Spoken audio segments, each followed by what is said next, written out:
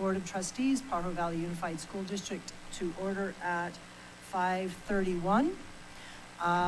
We will be adjourning to closed session and we'll return back here at 6 unless there is any public comment on closed session items.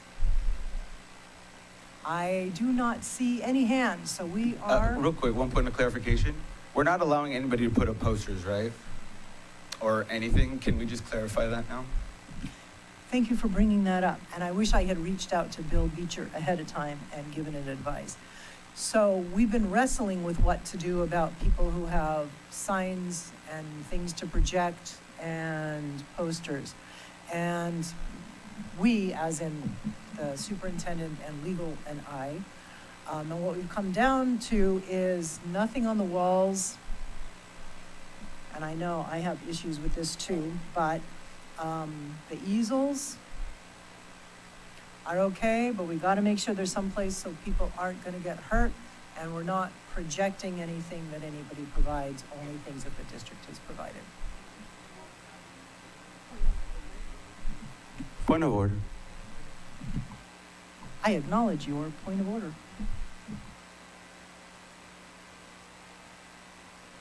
I know it's confusing. Yes. I think this is a point to be talked about at a later, and it's a one-way conversation. You are absolutely right. Thank you for that. So we're not going to have the discussion, but that's where we're landing is the easels are okay. They got to be out of the way. I don't know that I'm going to dictate where they ought to be, but nothing that's projected and nothing that's hanging on the walls. Okay, so we are adjourning.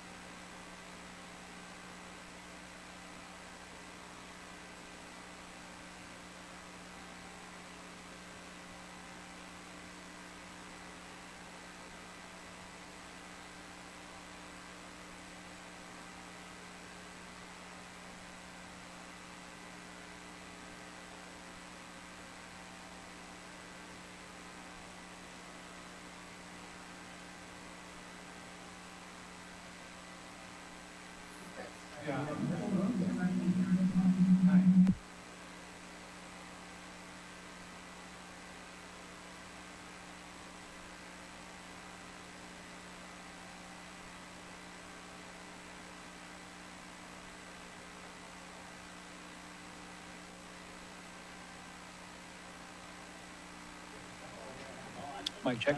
Testing, testing, testing.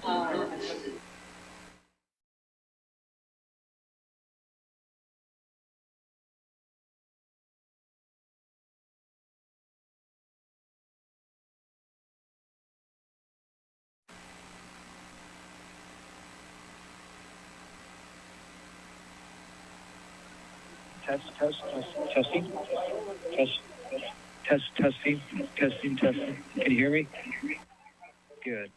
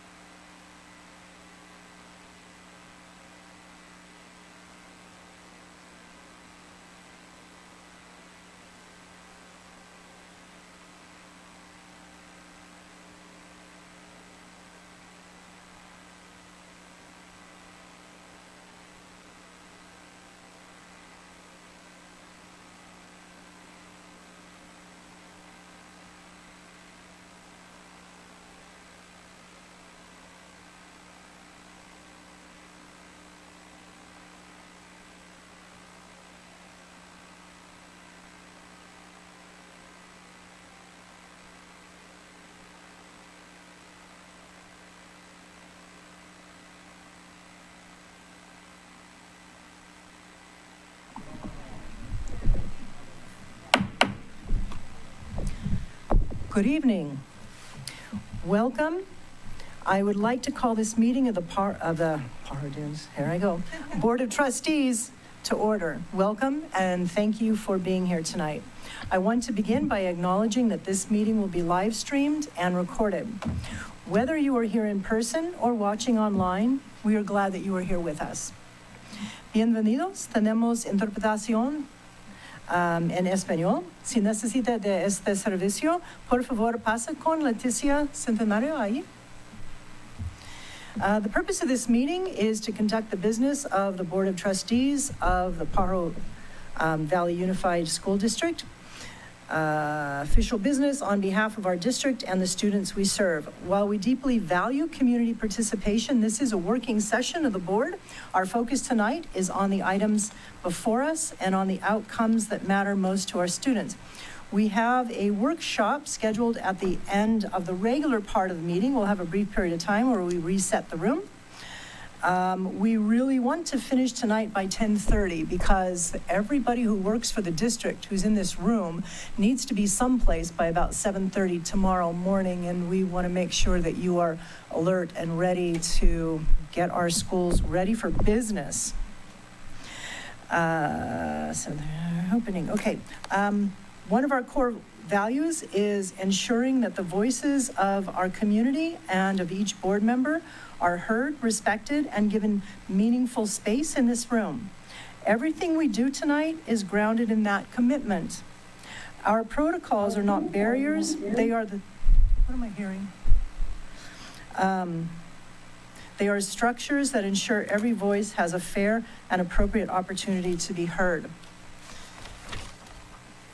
Each item on the agenda will be called. Staff or a board member will present the item.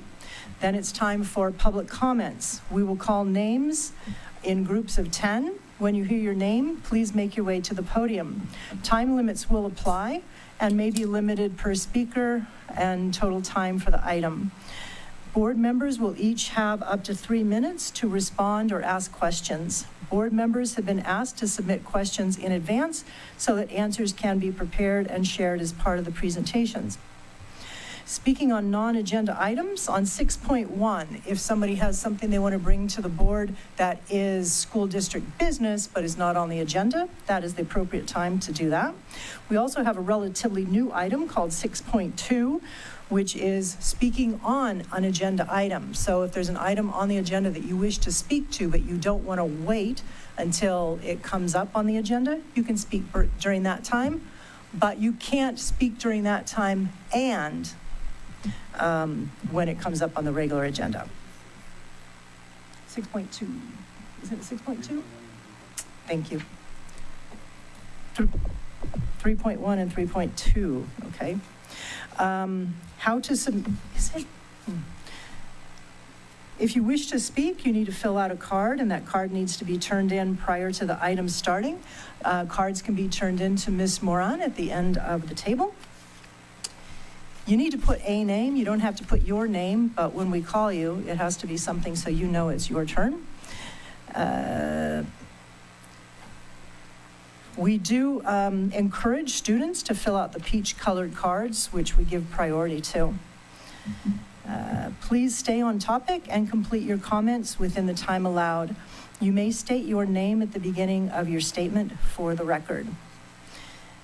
We ask that speakers who share the same point of view designate a spokesperson so that not each person needs to come up. It's not a requirement, it's a request. You can, let's see, with the board consent. With board consent, we may reduce the amount of time per speaker. In order for the board to conduct its business, we ask that all attendees refrain from shouting out or holding side conversations during the meeting. We generally want to hear from each of you, and we could not hear the person who's at the podium when others are speaking at the same time. During some recent meetings, folks who did not agree with the speaker made comments. We all need to allow speakers their opportunity, whether we agree with them or not. The board's focus is on student outcomes. We know that is important to you as well. and we appreciate your presence and your passion. I ask that we each set examples for our students and share ideas and opinions and refrain from name-calling and bullying. If there are disruptions, I will issue a warning. If disruptions continue, I may recess the meeting and ask those who are causing the disruption to be removed from the room. Thank you for listening to all of that long-winded stuff, and let's get to work for students. Yes? Yeah, I'm not sure what that is, because I'm looking at this, which is,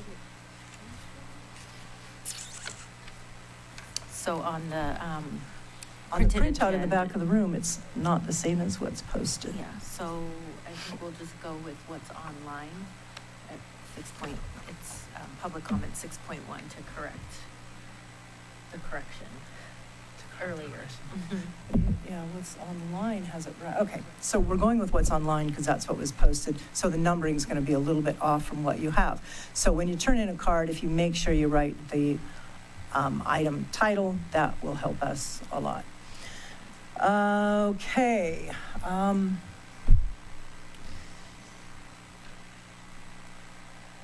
It's time for the Pledge of Allegiance. Trustee Navarro, would you lead us, please? Do we have a flag? Yes.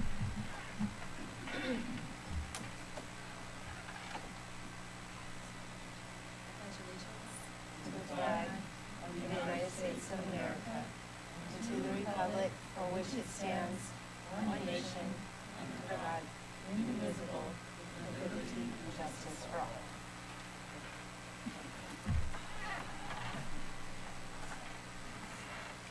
We did that, we did that.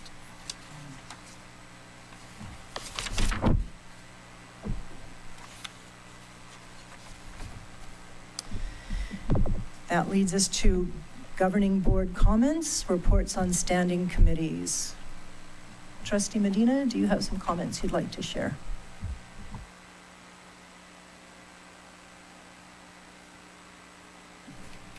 Yeah, let me pull this up. So, good evening, everybody, and welcome back. I know some people are still fluttering in from summer vacation. It's really good to see the post online of, the professional development and all that good stuff. So, I want to welcome back to a new school year for our students, our families, our teachers, and our classified staff. And I do also want to mention some things that hit my inbox. So an educator with 18 years of service in the district wrote to this board asking simply to be released to start the year strong, supporting students. Our Teachers Federation has formally demanded action on leadership at Pajaro Middle School, a school in my area, and I take their no confidence letter extremely seriously. A teacher wrote asking us to invest in bilingual authorization so educators can serve our students in their home language instead of losing their positions over credentials they are actively completing. A teacher at Aptos High described watching classroom belongings hauled away with portables this summer with no plan for their return. A parent and licensed clinician has asked for over a year about a safe walking route to Pajaro Valley High School, and I think we've all wanted that. And I'm glad the city is starting to make some progress with that. A community member asked why a facilities inspection contract was renewed and got silence from most of this dais, question that I also had. And many families wrote about renaming Cesar Chavez Middle School, including heartfelt letters from our Asian American Pacific Islander community, honoring the legacies of Jeff Tagami and Masashimoto. So our community keeps asking whether the district's spending is matching its stated priorities. And if you look at tonight's consent agenda, carries hundreds of thousands of dollars in outside consultant contracts, some with no cost listed, no scope attached, or payment schedule untethered from delivery. While we start this fiscal year without a chief business officer and while our labor partners are still in negotiation. So that is why I have submitted a proposal for a resolution to enact a hiring freeze so this board can pause, look at where our dollars are actually going, and put students, classrooms, and the workers who serve them first. I ask my colleagues to bring that resolution forward for public discussion, and if you're interested, please let me know. Thank you. Thank you. Right. Trustee Navarro?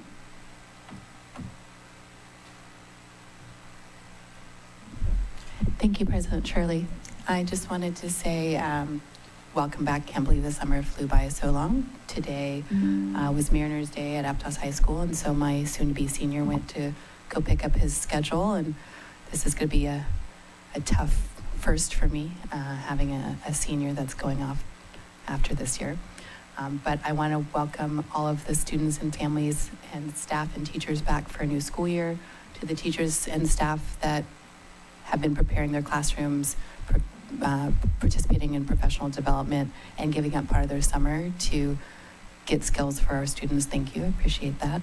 I'm glad we were able to figure out a way to pay you for that extra time. This year brings some real changes for our district. We still are facing a structural deficit. I'm hopeful that most of the pain has passed and that there won't be any layoffs or significant layoffs again going forward. I'm excited to see how our cell phone policy plays out. I still have some concerns about its implementation and how it's actually going to be working in the classroom. So it's something that I'm staying on top of. And if there's any issues, I would appreciate if people would reach out to me. I also am looking forward to seeing the homework policy initiated and having more time for our kids to spend with their families on their extracurricular activities, sports, music, and art. Thank you. Thank you. And Trustee Flynn? Hi, everybody. Thank you for coming tonight. Thank you, cabinet members, for being here tonight. It's good to see you. I am sorry that I missed last meeting. It's come into question if I plan to attend meetings. Yes, I do. The question for me is, though, where is Trustee Dodge? And nobody seems to be after him about that. And we had some very important decisions that we needed to make tonight.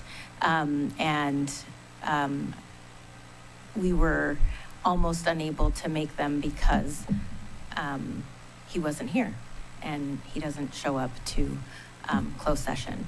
And I say that because I'm on my way out in November, and he is up for re-election. So if you want somebody who's here for students, I need a team member to help make decisions.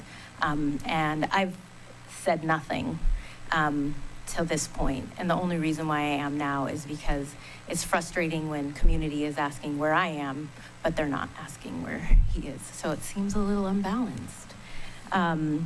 So that's all I have to say this time around.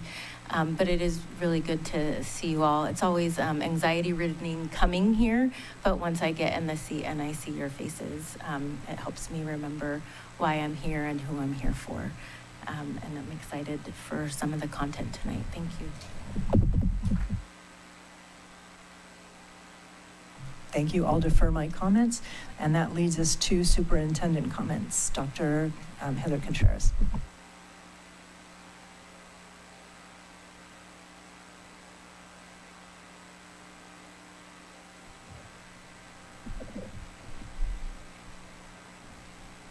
Sylvester, I think that's the wrong one.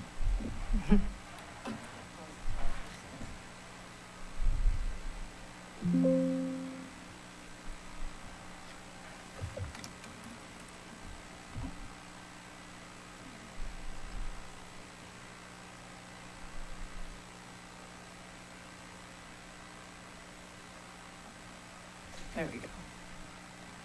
Okay, we could go to the next slide. Wanted to share some exciting data. We have some preliminary data. This is preliminary. Usually it is pretty on target. This is our CASP data. This is the California dashboard data that is our accountability measure for the state of California. What we have on here is what I call our leaderboard. These are schools that had outstanding results, and we have the results for our main measurements, which are English language arts and mathematics. So as you could see, for our high schools, we have Aptos High School that had double-digit growth. And so on this particular assessment, When we see double-digit growth, that is significant growth on this assessment. So Aptos High did significant growth with 11.6% growth in ELA. Pajaro Valley High School also had significant growth at 11%. We're really proud of that result, particularly because when I came here in May of 2024, one of the things we heard at all of the board meetings for several months was that Pajaro Valley High School felt that they really didn't have all of the things that other high schools had. And so we have put a significant investment into Pajaro Valley High School, ensuring that they had classes that were similar to both Watsonville High School and Aptos High School. We started an early college there, which is the opportunity for students to earn their high school degree, their high school diploma, and an AA degree simultaneously while attending the school on campus. We're in our second year of doing that. We started more AP classes there. We built the black box theater so they didn't have to be performing in the wrestling room. So we've done a lot of different strategies, and we're looking at how that is paying off. So we're excited to see that. Cesar Chavez Middle School, 5% growth in ELA. That 5% growth is also significant. Usually we see the state of California growing by about 2%, 2.5%. So when we supersede what the state of California is doing, that is also significant. So Cesar Chavez, 5.4% growth, Lakeview Middle School, 5%. And then we have our elementary schools with Starlight, Hyde, Calabasas, and McQuitty having significant growth as well in ELA. For mathematics, overall in the district, we had 0.9%. Not great, but it's still growth. And our high schools, again, Pajaro Valley High School with 5% growth and Aptos High School with 4.5% growth. So still outperforming historically what the state of California has done. Cesar Chavez Middle School, 5.7% growth, and Lakeview Middle School, 5.3% growth. I want to draw your attention to the fact that those four schools had growth not just in ELA, but also in math. So when we see that happening in more than one area, what it demonstrates is there is a significant push on instructional practices that are changing in the classroom and that are helping students to meet student achievement goals. We're really impressed with what teachers are doing there and what leadership is doing over there. So nice work to our teachers. In our elementary schools, we again see Hyde with 5.7% growth, Freedom Elementary, Starlight, Calabasas, and McQuitty all with math growth. The thing that we make notice of is all of these schools that have shown growth, we have made strategic efforts at each of these schools. This growth didn't happen by accident. The growth happened because we invested in these schools in ways to get those results. And so when we know what we did to get the results, we can keep doing more of the same and continue on that cycle of improvement. Additionally, we know how we can replicate those same actions so that we can see that happen at our other schools. So we're really excited by this. We really want to celebrate our teachers who did this work. We want to celebrate our students who also focused and engaged in the work. We had some really interesting comments by students, especially in the area of math. With our new implementation of the SWAN mathematics program, our students came back from winter break this year saying, "Oh, I'm so glad to be back. I miss doing math." We don't usually hear that from students, so we were really excited about that. So we will have a bigger data report in October when the scores come out officially on the CASP data, but until then, we're really using this to highlight coming back into the new year, looking for more success for our students, and we're excited about that. Additionally, this week, I met with PVFT leadership to see how we could collaborate more positively. And I was disheartened when PVFT informed me that they believe in an adversarial and antagonistic relationship. However, I'm hopeful Please be that in the quiet in the future, we could find ways to form a stronger relationship for the sake of students, possibly through continued strategies like our Labor Management Institute. That brings us to 4.1, approval of agenda. Are there any public comments on approval of agenda? Okay. Can I have a motion to approve the agenda? Thanks. I make a motion. Is there a second? Second. All those in favor signify by saying aye. That looks like 4003. Action report on closed session. I think you have a readout for us, Trustee Flynn.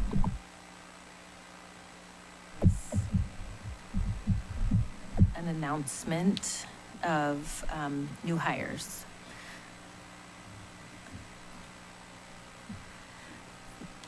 Lisa Sandoval, Human Resources Director of Classified. Are you here? Okay. Okay, I'll skip to two. Did she leave? Or, okay, I'll skip to 2. Announcement 2, Chris Thomas, are you here? Okay, I will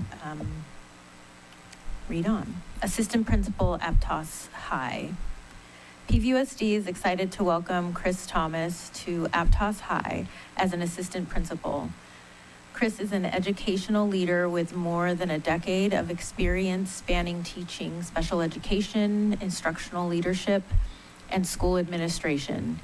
He most recently served as assistant principal at John J. Montgomery Elementary School, where he oversaw school operations, campus safety, staff evaluations, state testing, and student support systems, while fostering a culture of accountability and continuous improvement.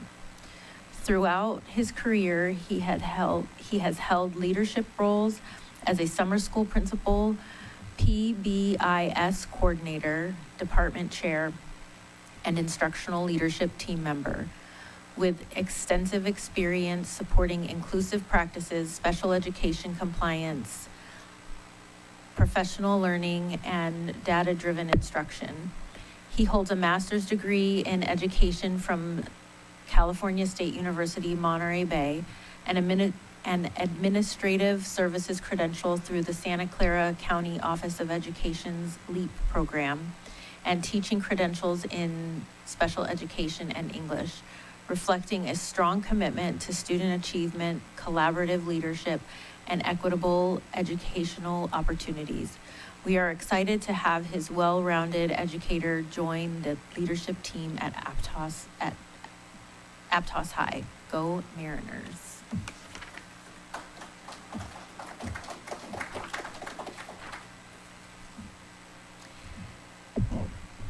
And then Monica Vasquez, I don't think she's here, Site Coordinator, Child Development. We are pleased to announce the promotion of Monica Vasquez to the site coordination position.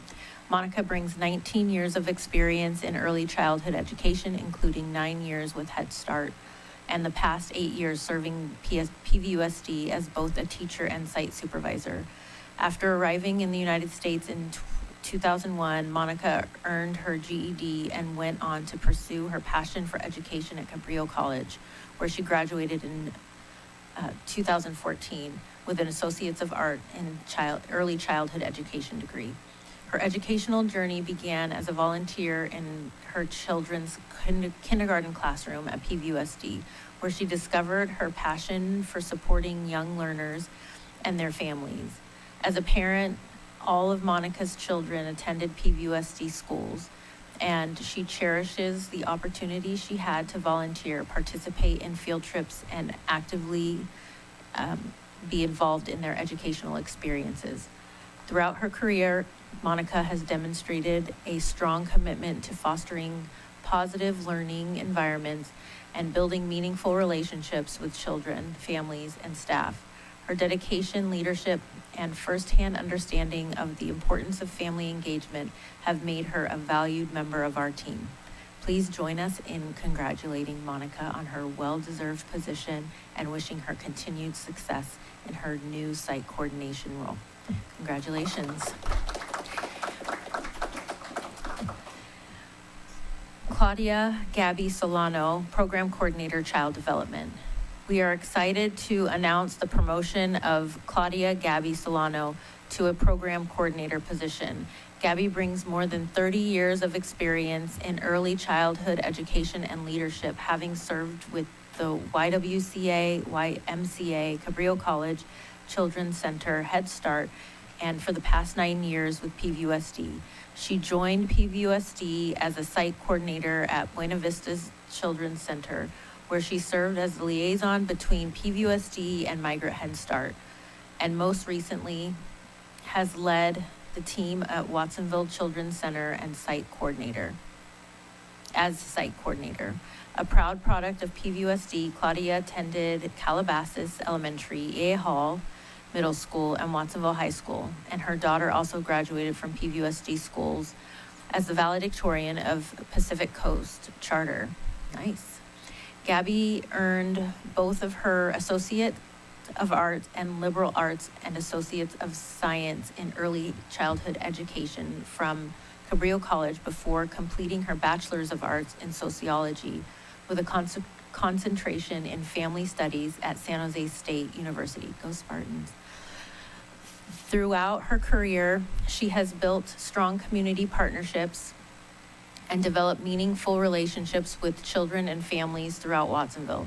Her deep commitment to supporting families and promoting children's school readiness has made a lasting impact on our program. Please join us in congratulating Gabby on her well-deserved promotion and wishing her continued success in her new program coordination role. Congratulations, Gabby. Lisa, hi. I'm so glad you're here. Welcome. PVUSD is excited to have you, Lisa Sandoval, join the HR team as the new director of Classified. Lisa brings more than 2 decades of progressively responsible experience with Pajaro Valley Unified School District, including service as a teacher, child development teacher, and coordinator. And since 2021, director of early childhood education, child development.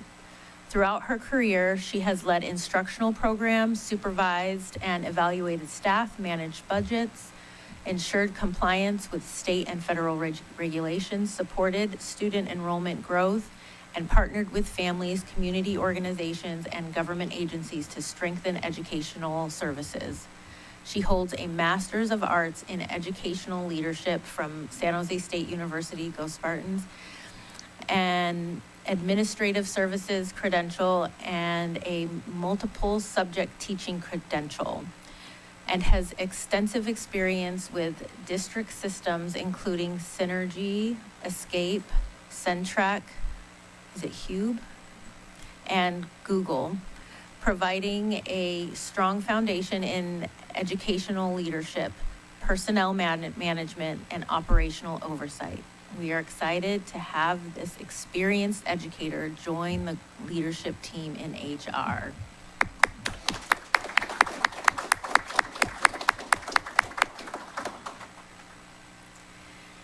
That's all, folks. All right, thank you, Trustee Flynn. That moves us on to 6.1, public comment on non-agenda items. How many cards do we have?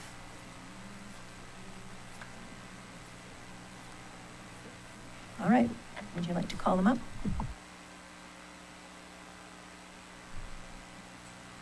Is it Bill Delmar? Bill, okay. Okay. Carolyn West, Kelly Crenshaw, Chris Webb, Jennifer Goodhart, and Brandon Denise. Tonight I want to speak about the impasse that we're having with negotiations. And it really comes down that the union does not want to admit that their total compensation, I have a chart over here, our teachers are being compensated at about the average of the engineers in California because benefits are much bigger for our teachers than it is for the engineers. And so in 3 years, because of the benefit growth our compensation for our teachers will match the highest paid engineers in the state. The engineers work 248 days a year. Our teachers work 180. So, Excuse me? Thank you. so if you wanted to look at how to improve the bargaining, you would set the compensation at some percentage of our revenue. That caps it off, then the district knows how to plan. Benefits should be a lower percentage of that. Right now, in 3 years, benefits will be 91% of wages. That's huge. Now, if you set benefits less, then you're going to squeeze wages. And I would let teachers choose between higher benefits or higher wages and do that trade-off. That's not allowed. Copay, $10 or $20. There are studies that show that that will reduce the amount of visits to the doctor's office by a third. That lowers the premiums for us. That lowers our benefit cost. Health savings accounts for our new teachers coming in. This is what's recommended by people in the industry. We should be looking at that. Working spouses of our personnel, they should use their employer's plan augmented by PVUSD. Right now, PVUSD pays for the spouses of our employees' full plan. That significantly would lower premiums if we were to. Thank you, that's your time. Thank you.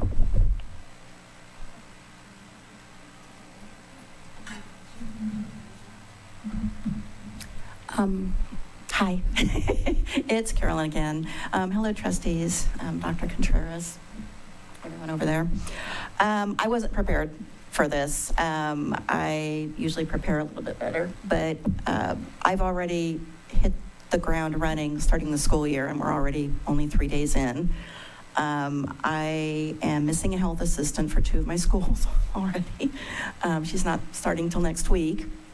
So I have to do everything by myself in preparation to get ready for the school year to start. The kids just showing up is not the only part of health services, because when I mentioned this, they're like, oh, well, the kids start on the 12th. That's great. Well, not really. There's immunizations and healthcare plans and supplies and all that, so I'm doing that on my own.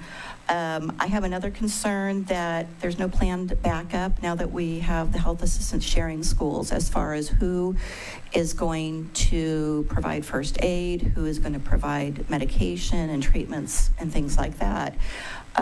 We've asked around at our different schools, and everybody's kind of backing up. The office managers, a lot of people, I'm too busy, I can't do it, I don't.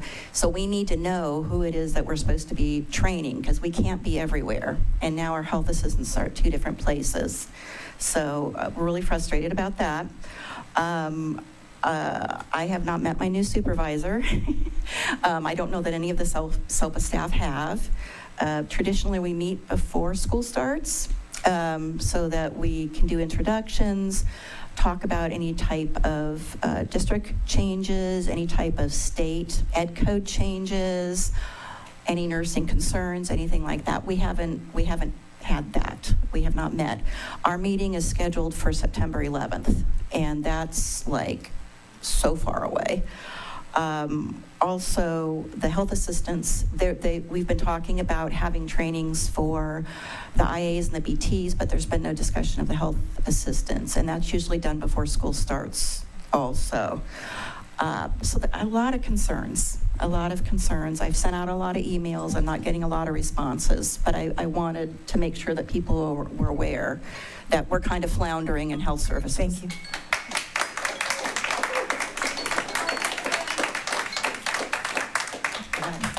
Hello, good evening, board and superintendent. I hate to use any of my 2 precious moments but I have to address this ridiculous propaganda. No, we do not make more than engineers. Teachers make 23 to 27 less than other college-educated professionals with similar levels. I have a source, the Economic Policy Institute. Even factoring in benefits, the compensation gap remains, including unpaid hours. I've already worked 3 full days to set up a classroom because there are no MOU days.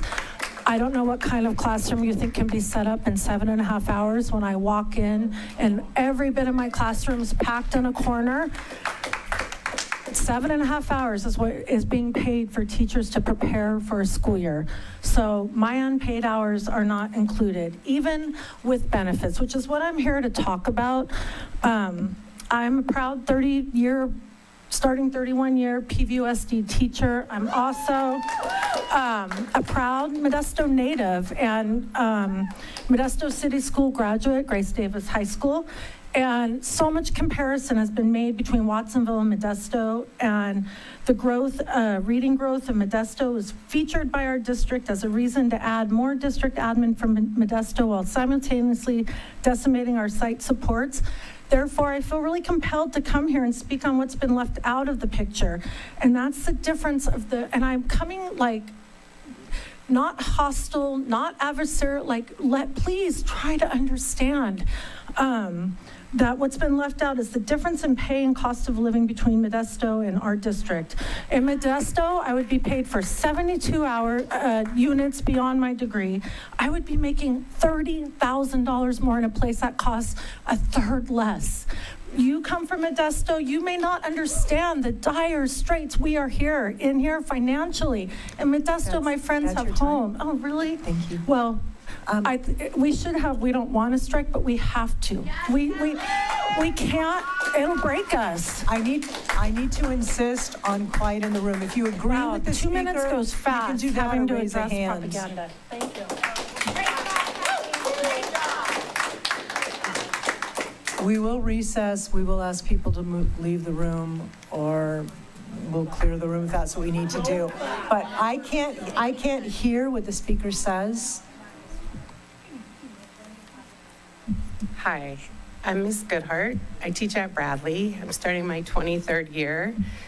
I love my job. I wanted to ask you, board members and Dr. Contreras, if you could look into these things for me.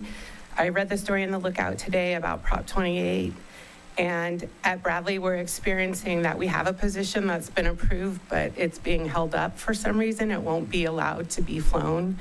We had plans to build a theater space and hire a theater teacher, and the portable we planned to do that in was removed. We have less arts instruction this coming year than we've had, so I'm not understanding what's happening and why we're not able to spend our Prop 28 money. The other thing I want to talk about is so if you could look into that and provide some clarity, that would be great. The other thing is we cut all these student-facing positions. I wrote to you, Dr. Contreras, about it last year. You assured me there was a plan. I said, I know there are other sites in the county that don't have ACs, but they have other supports, and you assured me there was a plan, but I've seen no sign of a plan. I just see high-level administrators being hired, and I'm sorry, I never public speak except in front of 5-year-olds. And I'm fine with 5-year-olds.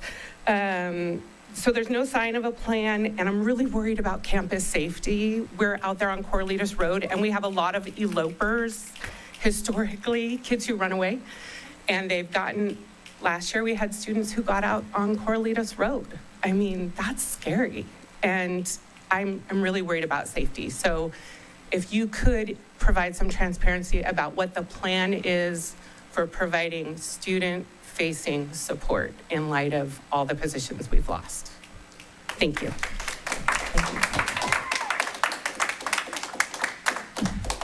Good evening. Last semester, Dr. Navarro, you had mentioned reflecting on the Health and Welfare Benefits Committee, you'd like that to be more open so people could see. And I just want to say I agree with you.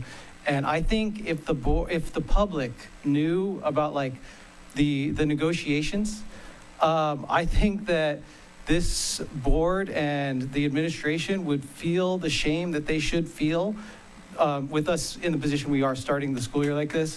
I don't want to be thinking about these. I wouldn't be thinking about setting up my class. Instead, I'm thinking about how am I going to do work to rule? And I'm thinking about too, partly because I had a student who I didn't even have last year, but he still was at Watsonville High and saw me around and all that. And he emailed me in this summer and was like thanking me for different clubs and stuff. And I was reflecting on the last day of school where I didn't really plan anything special, but like One kid in particular stood out to me because he was a kid who he was going to fail like first semester. He finally pulled it together, and then he wound up being like one of my best students.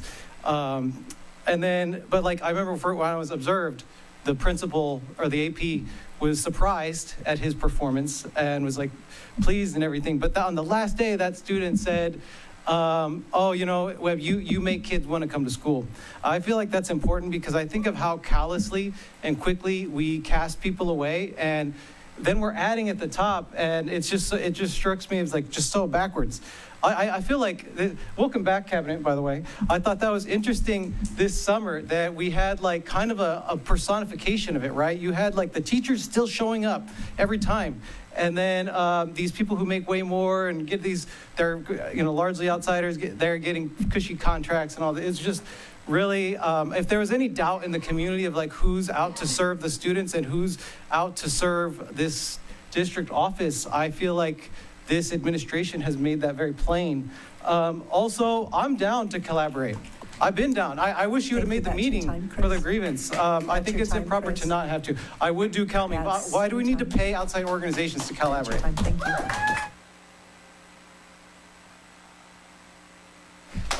All right, so this one's going to be fun, as I just took some notes. So I want to start off by standing behind what I told Dr. Contreras, that I absolutely believe that unions are here to be structurally antagonistic and be militant, member-organizing, member-driven organizations that hold their employer accountable. And it's unfortunate that you give me so many reasons to hold you accountable because you're not good at your job. Just this week, we have people who were issued a layoff notice early out of respect for them, was what we were told, who then had that layoff notice rescinded, is way back in May, told, hey, you're still going to have a job. Guess what? They don't have health insurance right now because the district messed up. So now when they go to the doctor, they don't have health insurance, and that's coming out of their pocket, which, yes, you guys will end up reimbursing because we're militant, antagonistic, and holding you accountable. That's what we do. So I also want to address the misinformation that you guys are allowing a member of the community to put at the front of the room, which makes it appear to be district sanctioned. Would you let me bring a poster to the front of the room that says, Dr. Contreras, consultants, not collaboration? That's true to me, so I should be able to put that there, right? If you let Bill put it there, you better let me put it there. So clean that up, please. Please. Also, Bill doesn't know where his numbers come from. We work 184 days, not 180. Ain't nobody making $130,000 when our starting salary is $58,520. We are not civil engineers. We do more important work than civil engineers. Civil engineers don't stay up on weekends grading papers. Civil engineers don't write IEPs. You're not going to ask them to leave the room for clapping. That is bogus. Do I get my time back because you were interrupting me?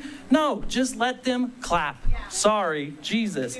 Civil engineers don't stay up grading papers. They don't make phone calls. They don't contact families. They don't shape the future. That's what we do. We shape the future and pay us like it.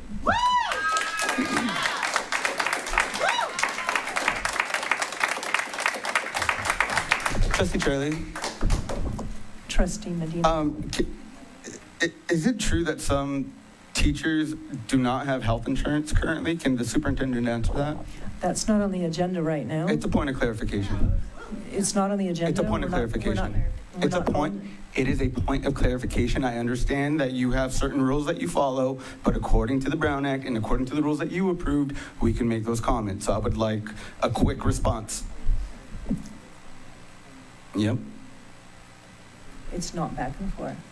It's not. That's why I'm asking for a clarification. Okay. Trustee Tiller, you're like Quickly. half a year into this. Come on. Quickly. I asked my question We have already. a big agenda, quickly. Kit, can you talk to that?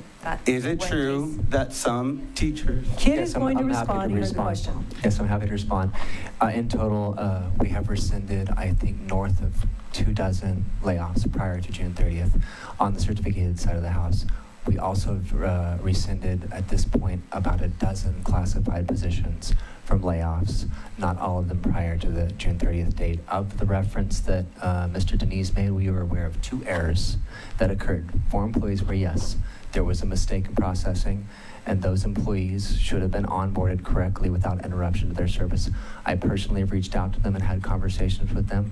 We've assured them that everything will be reinstated. Yes, Mr. Denise is correct. We will reimburse them for any out-of-pocket expenses, and to clear the record, we're aware of those 2. Thank you. Thank you. So that's the end of 6.1. We're moving on to 6.2, public comment on agenda items for those who want to speak now rather than when the item comes up. How many cards do we have? Okay, we have 5 cards, so that'll be 2 minutes per speaker. Delmar Bill? Okay. Elaine Parker, Elaine Legaretta, Chris Webb, and Mr. Hubbard. If you could please state which agenda item you are referring to when you announce yourself.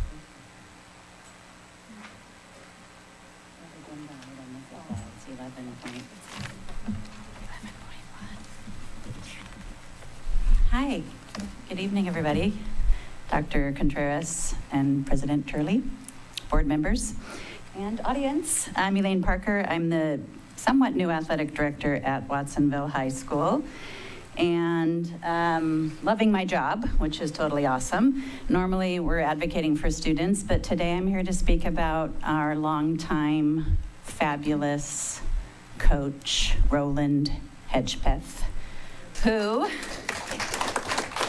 has over 55 years coaching. It's amazing to think about that. That is so long. And when we think of him, when we hear his name, the GOAT has to come to mind. Even though we're cats at Watsonville, he definitely is the GOAT. And he's much to be admired. He's a consummate professional. He's dedicated. He's kind. He's knowledgeable. And he is still coaching soccer in our community. And many of you have known him in the capacity longer than I have. He was my son's coach on the football team as the holder, so he's not just in the soccer world. I also knew him when I was principal because we collaborated on a fundraiser, and he was the poinsettia guy because he works tirelessly to get his teams to travel and play and compete in new stadiums and against students of different walks and cultures and in different countries even. He is super community-oriented and family-oriented and humble, and we are backing the motion to name Geyser Field at Hedgepeth Stadium in honor of our coach, who most recently led our team to the NorCal Championship and state runner-up. And so, again, I am new to this sporting world, but a longtime fan, and I represent our students and staff in wanting to give this honor to our coach. Thank you.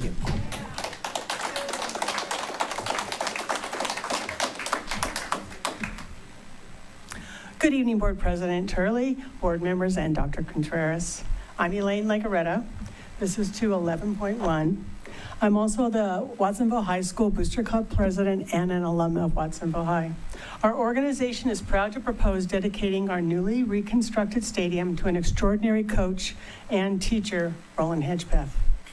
To honor the history of Watsonville High, we proposed Geyser Field at Hedgepeth Stadium. Whenever I'm on Geyser Field, I observe athletes kissing their fingers and touching the monument to Coach Geyser. He's not been forgotten, nor those teams of legend. I'm also a student of history. History does not stay stagnant. It grows as time grows. Dedicating the stadium and field to honor 2 exemplary coaches is appropriate. Geyser's legacy remains a vital part of Wildcat spirit, but history grows. Dedicating the stadium to Coach Hedgepeth alongside the field dedicated to Geyser 70 years ago beautifully honors 2 exemplary leaders.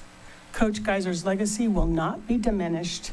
It will be joined by another legend.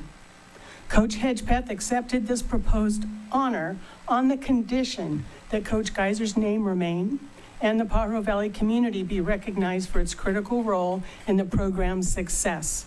For 56 years, Coach Hedgepeth has led with rare skill. As a former Watsonville High School principal, I observed closely his commitment to building teams that grow and work together. Coach Hedgepeth has managed the program with minimal conflict, high character expectations, and the utmost respect from teachers, players, coaches, and families. That is quite exceptional in athletics, and even more so for elite teams. 722 overall wins, 126 losses, 116 ties. The math puts it pretty close to 1,000 games, and I could be missing some. You'll hear the presentation late this evening proposing the dedication. Pay attention to the details. They make the case easy. Thank you. Thank you.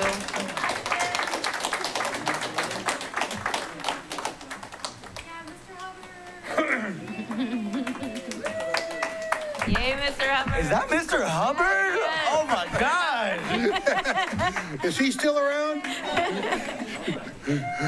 Let me start off by saying I've known Roland and Priscilla Hedgepeth almost as long as I've known Pete and Elaine Lagaretta, which is a long, long time. And I'm very lucky for that. You know, what we're doing, what you guys are doing, naming a stadium after a coach who's still coaching is just huge. It really is huge, but it's so well deserved because Roland has done so much for the community and the school and all of it. And it's not just, you know, I love all the victories. I was the AD for 15 years, and I traveled to Santa Cruz and Aptos and San Lorenzo and then down to Monterey and Salinas, and I've seen an awful lot of big wins for Roland and some excruciating losses. He's handled them all well.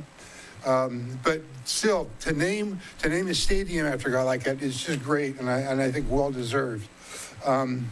But if you talk to Roland, and I have talked to him over the years many, many times, he focuses on a couple things. Number one, youth soccer, getting the kids out there on the field, and you can go by Watsonville High School off of Blackburn and see him playing all the time, and that's his influence. And he's really proud of all of his students, athletes, who have gone through, and they've gone to UC Davis or Santa Clara or San Jose State or Cal State Monterey Bay, and they've graduated and gone on to do great things. Many of them have come back. That's what really is important to Roland. These kids get an education that they probably wouldn't have gotten if they hadn't been playing soccer for Roland Hedgepeth. He's really looked out after them. So it's an honor to be here, and I'd like to thank Mr. Dodge for keeping us all on track. I've read many, many emails, so it's just great. Thanks very much. Thank you. Yeah, for 8.6, I think we should vote no on this. And actually, you know, one thing that I've struggled with is like when we bring in different consultants and the like Preston, for example, SSA, he said some things that have been things I said like months ago. And I don't understand why we got to spend money to like get an outside person to listen to them. If it would help you, I will take per diem pay, and I would rather you just pay me, we'll meet, and I'll tell you about Model Renaissance, and let's do that instead of 8.6. 8.7, I'm also inclined to not do it. There might be some changes coming, and it might end up being a waste of money. 8.9, I think we should just staff better. I think that I feel like this is a Band-Aid to try and overcome that we're not staffing special ed appropriately. I think 8.12, my question is, did this go through Curriculum Council? I have gone to some Curriculum Council meetings this last year, and I didn't see this type of substance go through, and I would have liked to. That's I think the proper role of that committee. Also for 8.15, I think we should not vote for that one either. And on that one, I would say we should just collaborate more. Like, we should just be meeting, like, the superintendent and the union president should meet weekly. That was a thing for the longest time. I don't know why we got to spend money on effective schools solutions and CalMe and all that. Why do we have to spend so much? Why do we need these other positions like Mark in this? Like, I don't understand why. There were other people here that have done this job and that wasn't necessary. Also, I know one of the trustees this past school year had said, like, well, it's harder to find, to find a new superintendent. You know what's harder than a new superintendent? Rebuilding programs. Let me tell you, as somebody who's there for Model Renaissance, it's been very hard. Even when, like, we have the same goal, but because of, like, some pride thing where we can't learn from somebody who maybe doesn't have a doctorate or something, like, we're stalled. And then we're just stuck spinning our wheels.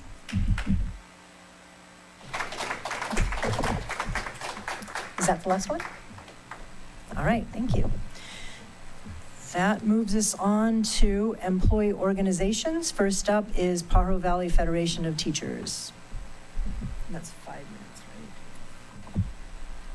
Mr. Denise, do you have your timer?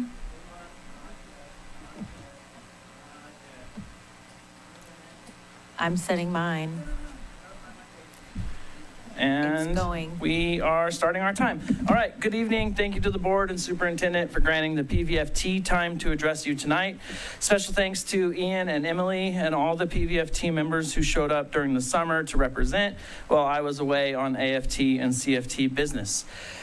PVFT members across the district are preparing for another school year in the only way we know how, which is to put our best foot forward and fight for our students, no matter the obstacles. Our members are excited, engaged, and ready to meet our next group of students and empower them to unlock their potential. It is an honor to be president of this organization. I look forward to rising up and meeting the challenges of this moment alongside each and every one of you. The district administration is so focused on their image, but they fail to recognize that their image is a reflection of how they treat their community and employees. I do want to highlight a lot of the areas where we have been able to work together because despite what Dr. Contreras says, we actually can collaborate. We've agreed to a signing bonus for new special education hires and enabled them to earn their credential on the district's dime. We have members getting paid to attend literacy, AVID, and AP trainings. We also have the work that members are doing outside of their workday to earn their letters certification, getting paid. The PVFT is not your enemy, and we are here to work with you to ensure that today's dollars are going to today's students. Together, we can create the conditions for our students to thrive while enabling our members to afford to live in the community that we love so much. Unfortunately, a lot of this collaboration gets overshadowed when the district's leadership has mismanaged staffing, student access to quality mental health supports, safety, and our negotiations. The only discernible and articulable point that's coming from the district side of the table is they have to place a cap on our benefits, which is a pay cut. The district is fighting for a pay cut while they're outsourcing jobs. We are fighting for our students. We are fighting for lower class sizes, instructional aid support for our kinder classes, lower special ed caseloads and a case management prep, increased salaries, and maintaining the benefits that allow us to put down roots in this beautiful community. The decisions of this board and district have hurt our students and staff. I just mentioned recently we learned that people who received a layoff notice only for it to be rescinded are without health care. I've become aware of more just since the 2 this morning. So this is gonna be something where if we don't really do our diligence, we're gonna be trying to play whack-a-mole and find these people who go to the doctor to have a baby and are told, sorry, you don't have health care. It's great that they're gonna be reimbursed, but what if they have to put that on their credit card and then they gain interest? Or what if they can't pay their rent? Like, y'all screwed up and now these people are suffering when you could have just never voted layoffs in the first place because you've had to call everybody to offer them positions back. Like, you've created a boom and bust cycle through your own mismanagement of this district. We're facing a mental health crisis, and I've heard board members and district administrators feed me some total BS line that sounds something like, well, we have students committing suicide with our current counseling staffing, and there's not necessarily a correlation or evidence that shows if we take counseling supports away that we'll see more suicides. So suicides are happening already.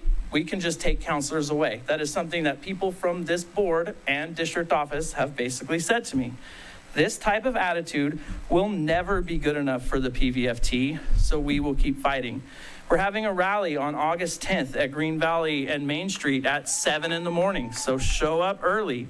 We have our school sites collectively working to set boundaries to support our students' learning conditions. We will keep organizing if this superintendent and school board pushes us to a strike. We don't want to, but you bet we will be ready.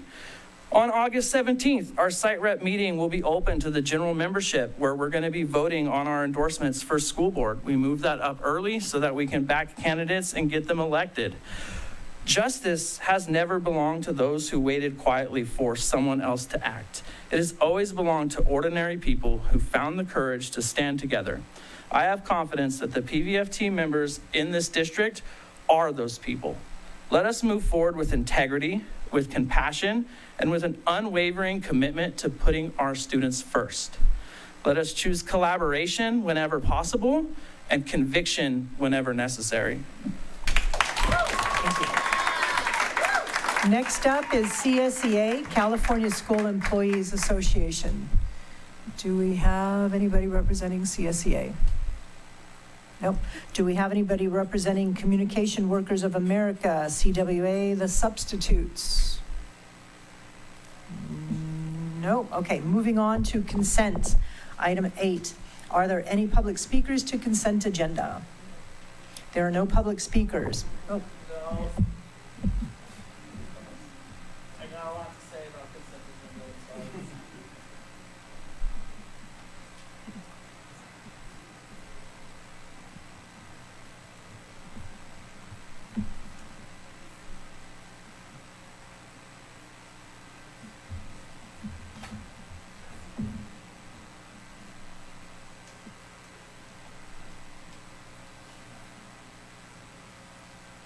Yeah, if anything consent.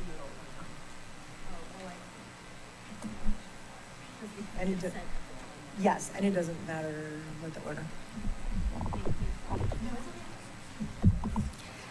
Brandon Denise. Oh, yeah.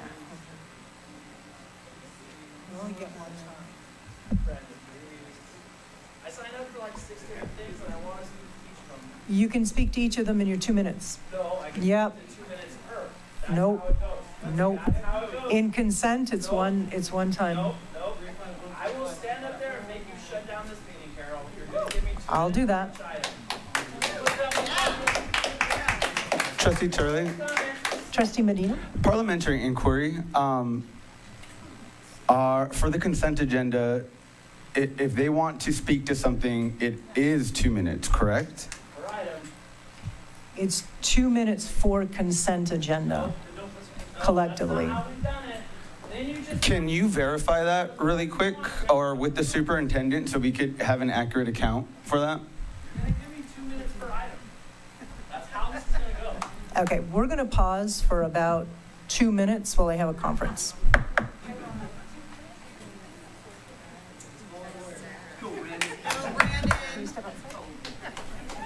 Okay, we're adjourned.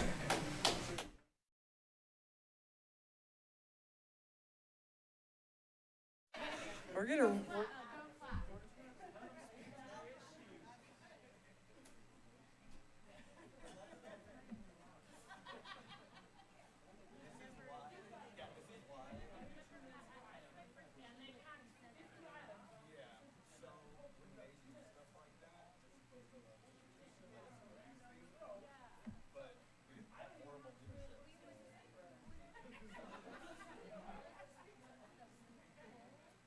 So usually for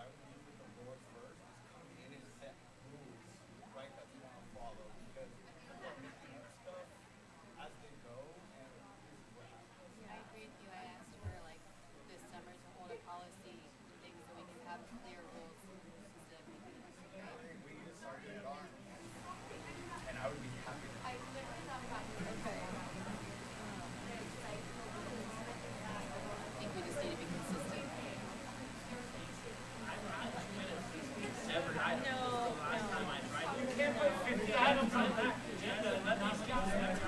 it's only if we poll something.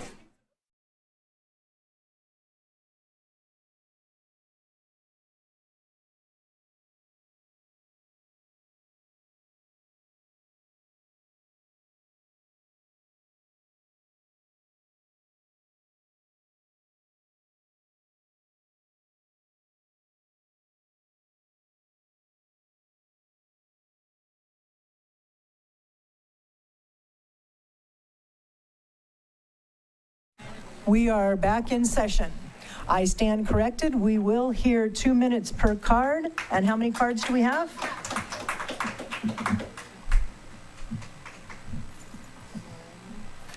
I read the rules.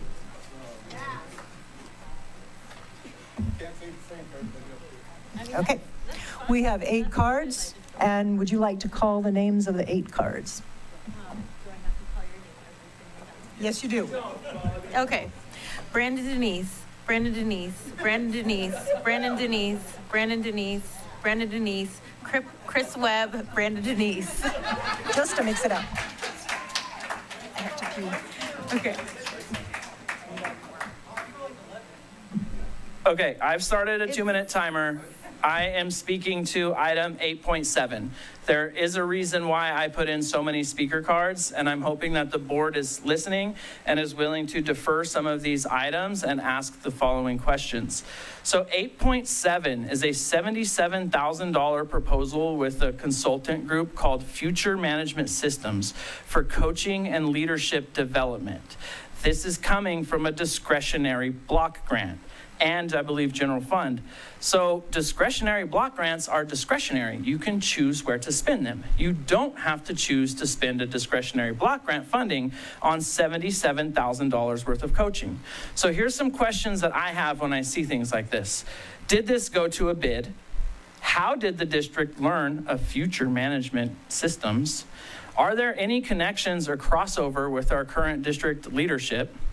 What is the explicit source of the discretionary block grant? And does the term discretionary not mean that we couldn't exercise the discretion to use this money to support staffing and student-facing positions? Couldn't we use discretionary block grant funding to pay for a $250 Palace stipend for all of our teachers to be able to purchase supplies? So instead, you're gonna pay Contreras, who's on her phone right now, she's gonna get 3 coaching sessions during cabinet where they're gonna have a super coach fly in and help them facilitate their cabinet meeting for a cool cost of $77,000. Discretionary, it could go to students and staff instead of going to Contreras. So please find out, who are these people? How did we get to know them? Is she lining her friends' pockets with more money? Time. Now I am speaking to 8.9. $36,000. Who is Don Berlin? What is the source of the funds? We have 4 assistant directors of SELPA we just hired, an executive director of SELPA, and a director of SELPA. So we've hired more SELPA administrators. Why do we need Don Berlin to come hold their hand? Who is Don Berlin? Is she friends with Dr. Contreras? Does she know Mark? Like, who are these people? Where are they coming from? What is the source of the $36,000 going to Don Berlin? That was item 8.9. Now, let's try this again. Cancel, restart. 8.11. This one I just wanted to ask. This is a lawsuit, so we're engaging in a contract with a law firm. Is there anything the district can share about this lawsuit that you can actually share public record? I'm genuinely asking. If not, I understand the legal process, but how much money do we anticipate spending? This looks like more of an open-ended item. I think that's 8.14 or 8.11. 8.14, couldn't read my own handwriting there. So I'd like to know anything about that lawsuit that you can tell us, understanding if you can't. New time, 8.15, $40,000 of discretionary funds for Violet Strategies and Strategic Communications and Advisory Services. Who the hell are they? How why are we spending $40,000 of discretionary funds to help our public information officer, who he works hard. He gets a lot of misinformation out there. He's a good guy. I like him. He works hard. He doesn't need a $40,000 consultant. But I do think part of me is like, damn, when we had the power outage at Aptos High last year, who remembers that? And who remembers parents going to drop their kids off and finding out that, okay, well, we have school today, but there's no power. You're going to be in the dark. Okay, well, we don't have power, so now you don't have school today, so turn around and take your kids home. Like, you have bundled communication, so I can understand why you'd like a little support, but just use your people. We don't, 40,000, the name alone, Violet Strategies and Strategic Communications and Advisory Services, $40,000 discretionary block grant fund could go to our Palace money. Okay. Time again, 8.22, damn my handwriting, 8.22. Again, I actually have questions about this one that I'd like you to pull and ask because I can kind of see some validity here. This is $42,000 from the general fund for E-rate consulting. So I would like to know, how much revenue does the district anticipate, and will that be offset? Will that offset the cost of this contract? So if we're spending $42,000 for E-rate consulting and we think it's going to bring us 60, 100, 200,000, like, hell yeah. If it's going to offset the cost, let's go ahead. But if we're just throwing money around and we don't know it's going to come back, these are general fund dollars. $42,000. Bill's numbers are way wrong. I can tell you, $42,000, you could get a couple ECE teachers with that for sure. Time again, 8.27, field trip policy. I've missed the last couple board meetings, so I don't know if this one came forward as a first read and then it gets approved on, or if this is the type of board policy that needs to go through that process. If not, I get it. If so, let's pull it so we can do a first read and move on. I also want to know, what was the process in developing the field trip policy? Were teachers consulted? Were members consulted? Students, the community? Or did we just kind of pull this one because it's a standard boilerplate? Does it need a first read? Like, let's ask those questions. And then I have one more. 8.28, Leading Literacy Consulting, LLC. $157,000. And I don't see a funding source attached to this. I know how to read these agendas. Are these Title I dollars? Are they restricted dollars? Are they discretionary block grant dollars? Like, where is the $157,000 for leading literacy consulting? So if you add all of these contracts up, you're at least, just looking at the ones that are discretionary and general fund, $195,000 worth of contracts just set to be rubber stamped. And if you include that 8.28, $352,000 worth of bullshit contracts set to be approved tonight. When we're cutting student mental health supports, when we're laying off counselors, when we're laying off mental health clinicians, when we're taking our $250 Palace stipend. There's certain board members who talk a lot about fiscal responsibility. It is not fiscally responsible to give Contreras a blank check, to hand her friends money, or to do things like consultants who are going to tell you how to run a meeting.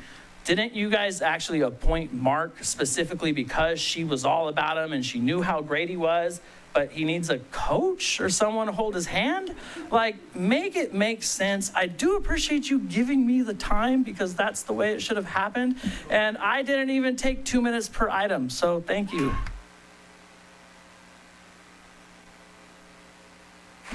So it's Chris Webb, then Brandon, right? Brandon's coming back? Oh, is that it? Okay. No, it was Go ahead, Chris. Oh, okay, it was 828. It reminded me of one thing. Oh, you're right. I'll give it to you. All right. Oh, it's a different Chris? No, it was, the wrong one was put in here. Oh, got it. So that was public comment on consent agenda. Just to, Just a second, are there any items which board members wish to defer? oh, can I make the motion on that? Yes. I would like to defer items 8.6, 8.7, 8.9, 8.14, 8.15, 8.22, 8.27, and 8.28. I heard a motion to approve consent agenda, moving the following items to deferred consent: 8.6, 8.7, 8.9, 8.14, 8.15, 8.22, 8.27, and 8.28. Is there a second to that motion? Motion fails. What? Yes, I'm a second. Okay, so there is a motion and a second to approve consent with the items that I just listed moved to deferred. All those in favor signify by saying aye. I see one. That was an aye? Okay, I see two. All those opposed signify by saying aye. That's 3-2. Motion does not carry. Okay, anybody else want to try a motion?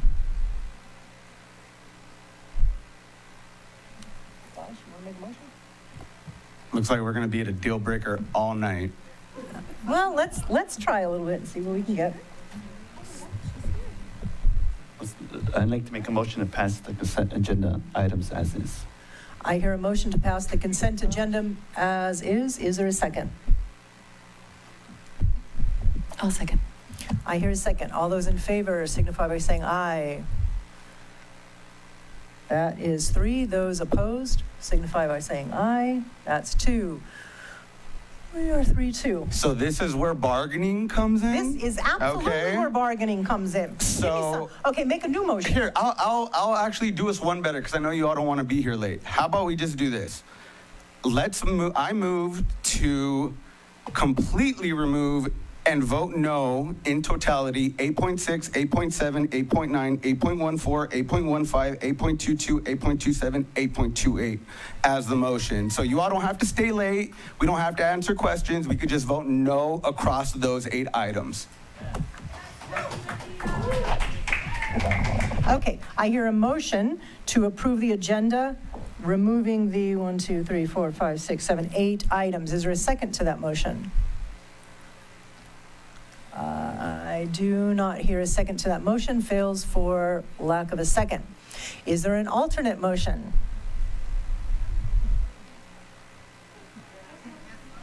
Anybody want to give it a try?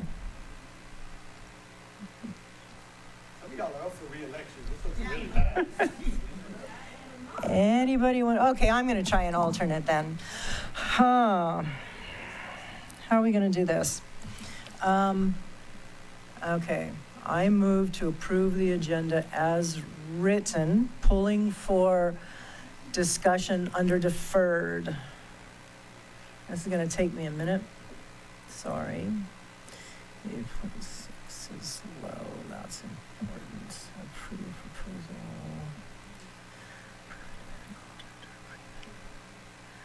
Boy.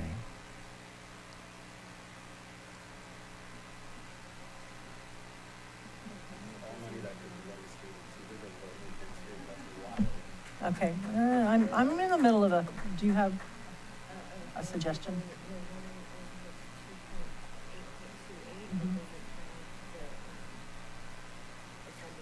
Okay. Put it on the mic, confirm. Yeah. So 8.28 funding is from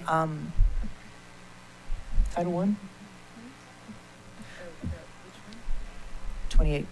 Okay, I'll make a motion to approve as written, moving the one that doesn't have the funding source, which I think was 8.28. I don't know why it's not there. Please stop. Is it 2.8? Yeah. Okay. Right. Yeah. Yes. And the list is right there. I just want to see why Is not listed. Okay. I really don't want to do this, but I guess we're going to do it because we got to get some stuff approved and moved on. So I'm going to make a motion to approve consent, removing, not Coco. If there's questions that I can assist with, Joy, for you? I think maybe we have to wait yeah, I until the have- deferred. We would have to pull the item Yeah. so we could have a discussion on that. Yep. You can't make up Okay. rules up here, okay? I'm just offering that if you want to go I'm through the losing- process, I'm losing I the can. meeting. I don't think you were assist with recognized, the Dr. Contreras. questions. Thank I'm you. losing the meeting. I Okay, don't let's have to get be back. recognized to speak. No, I don't. Please, please, please. Okay, I'm going to make a motion to approve the agenda, removing 8-6, 8-7, 8-9, 8-14, 8-15, 8-22, 8-27, 8-28, moving it to deferred. Any second? I'll second. Thank. It's the same. It was one the that you same guys thing did. I said. All those in favor, and this isn't pulling, this is moving into deferred. All those in favor signify by saying aye. 1, 2, 3, 4, 5. Okay, motion passes 5-0-0-2. All right, everything's approved except 8-6. Now we're moving into item 9, which is deferred. So 8.6.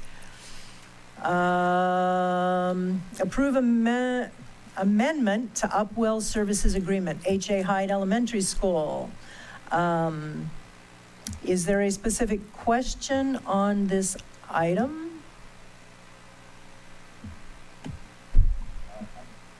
Yeah, I have a question on this. This is 8.6, correct? Okay, so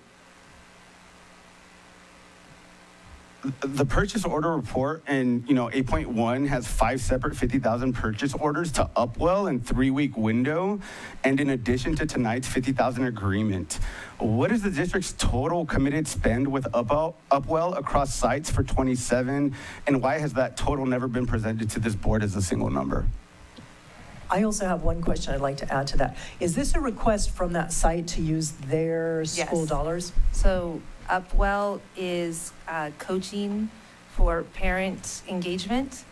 And the reason why it's not coming in totality is because the school sites are using their site funding to pay for this as a strategy that their school site, with their school, in conjunction with their school site council, has deemed as a strategy to use to help increase parent engagement. So they're bringing this forward with their school site Title I dollars or their community school dollars, or a combination of both. And this is a site strategy that they've engaged in. Because the dollar amount is at that dollar amount, it comes through to the school board. And because it comes in separate contracts, because they're site contracts, that's why it's coming in batches like that, because they're making the decisions with their school site council or else turning them into us at different times. So we have worked with them before, correct? Yes, this has been ongoing work with Upwell for several years now. And have we gotten a report on this consultant, their deliverables, how they've engaged with the community? Because I don't think I've seen one. Mr. Berman, can you answer that question? Yeah, it's Upwell we haven't contracted with. It was formerly, I'll get you the name. It was a different one, but it's the same people. And it's the same people, and they've done a really great job. They're the ones that come and help support the parent-family conference. I don't have numbers for you, but I can look that with the sites. Yeah, and the reason why I ask is because in Exhibit A, it lists 10 virtual sessions and 11 on-site engagements for 50,000, so roughly 2,400 per engagement per day with no reduction. So if sessions do not occur, do we retain that money, or do they still get paid out? I believe if they don't happen, then he would only invoice for the ones that he does. That's my belief. Okay, is that explicitly written in the contract? And I'm asking because I know the answer. I'm not sure. It's a no. Okay. Exhibit A includes developing a plan for the 27-28 school year. So why does a 1-year agreement per script its own renewal before any evaluation of this year's work? I believe that's to support the development of the SIPSA, the school plan, with full family engagement. So it's not just a copy and paste document, that it fully takes into consideration all the shareholders. Okay, and then who at the district administrators administers this contract day to day, and how will the district verify each of the 11 site engagements actually occurred before releasing payment? I believe it'll be a combination now with changes between myself and school leadership and with finance. Okay, and so you don't have any documentation from any of the schools stating like, hey, we really enjoyed this service? Or is there evaluation attached to this? There is. I can get you more information about it, but the reason why we still work with them is because we started working with this particular consultant in 2020, and principals themselves and their teams have worked and proliferated the work at different schools because of the benefits that they've gotten with their work with them. So I believe this is the 15th school in some form that has worked with this individual consultant because of the results that they're getting with their family engagement. Got it. Okay, so my concern is not whether Upwell does good work, even though I haven't seen what work they've done. My concern is that this board has never seen the whole Upwell relationship in one place, and the Title I dollars deserve that transparency. So that's why I will be voting no. I do want to make one note is that if Title I dollars, if it are being used for this, it does go into every single school's single plan for student achievement. Any dollar spent in the single plan for student achievement does have to be evaluated against data and shown that the data is moving because of the strategy that the school is engaged in. And if the data isn't moving in the way they believe the strategy they're engaged in is intended to impact that data, then the school site council, along with the principal, is supposed to let go of that strategy. Single plans for student achievement come before the board every year annually. That plan, the money expended, and the data it impacts is all included in that plan. So that has actually come before the board annually. And that would include, if the title expenditures are for Upwell, you would be seeing that. So just to clarify, you have produced evaluations for this consultant? If it is in the title plan, No, Contreras, let's not do this. Yes or no? Let her answer the question. if Upwell is in their title plan, it would have been evaluated as part of their single plan for student achievement if they are using title dollars. And was that presented to the board? It would have been, the single plans for student achievement are all presented to the board. Okay, thank you. Any other comments on this item? Anybody want to make a motion to approve this item? Oh, I'm sorry. Trustee Dodge? I'd just like to make a motion with 8.6, but as Trustee Medina says, we need to keep better receipts and results. Okay, I hear a motion to approve with guidance that we would like to make sure somebody's checking receipts and results. Is there a second to that motion? Agreeing with Trustee Dodge, I make second motion. Thank you. All those in favor signify by saying aye. 1, 2, 3, 4. All those voting no. That is 4102. Motion passes. And that moves us on to 8.7. And that is approved proposal for future management system with Lyle Kurtman. Was there a specific question? I think you originally wanted to bring that out. Yeah, just we're being asked to pay $77,500 for an executive coaching for the superintendent and her cabinet, and there is no contract. There is a 2-page letter, no start date, no end date, no termination clause, no way to hold anyone accountable, and payment set up as a 4-flat quarterly installment of $19,375, whether or not the session happens. That's in the contract. This is the second year of this arrangement, and the board has never received a single report on what the year produced. Our teachers are in negotiations, our classified workers are working as hard as they can with little resources, and we have no chief business officer. And the item in front of us is more coaching for the people at the top recommended by the office that receives it. So I cannot explain that to my constituents and parents in the area. You know, as I'm preparing for courses at Cabrillo College, I could teach somebody about film any day. Any day. I could sit them in a room and teach them about film. But if they're not out in the ground and in the field and collecting that information and getting that hands-on experience, they're not going to progress forward. And that's exactly what you're doing with these people. You're telling them, we're going to get somebody for you. That way, when it doesn't work, we could blame the consultant. Right? It's a deferment. And honestly, if the cabinet level can't take the time in order to actually learn like our teachers do when new systems come, I don't see why we should be throwing money at them when they haven't demonstrated anything to us with these evaluations or these contracts. So I'm going to vote no. And also, let's not forget, the superintendent made us pay her $15K for not attending her executive trainings. And now she's asking us to pay almost triple that for her and her cabinet. That's wild. Thank you. Any other comments on this item? Is there a motion to approve this item? Oh, I'm sorry. Go ahead, Trustee Flynn. I'm just curious, are there other consultants that were looked at? Why this one? What's the lens that was looked through when looking for this consultant? Just from doing the little research that I have, I'm just concerned that there might be a narrow view. And I want to make sure that whoever is helping to coach and manage has an understanding of our community. So and maybe reflects that. this is an organizational coach. He actually works very closely with Michael Fullen. That's a name that most educators know. He's written a number of books. This consultant has actually written a book called Coherence.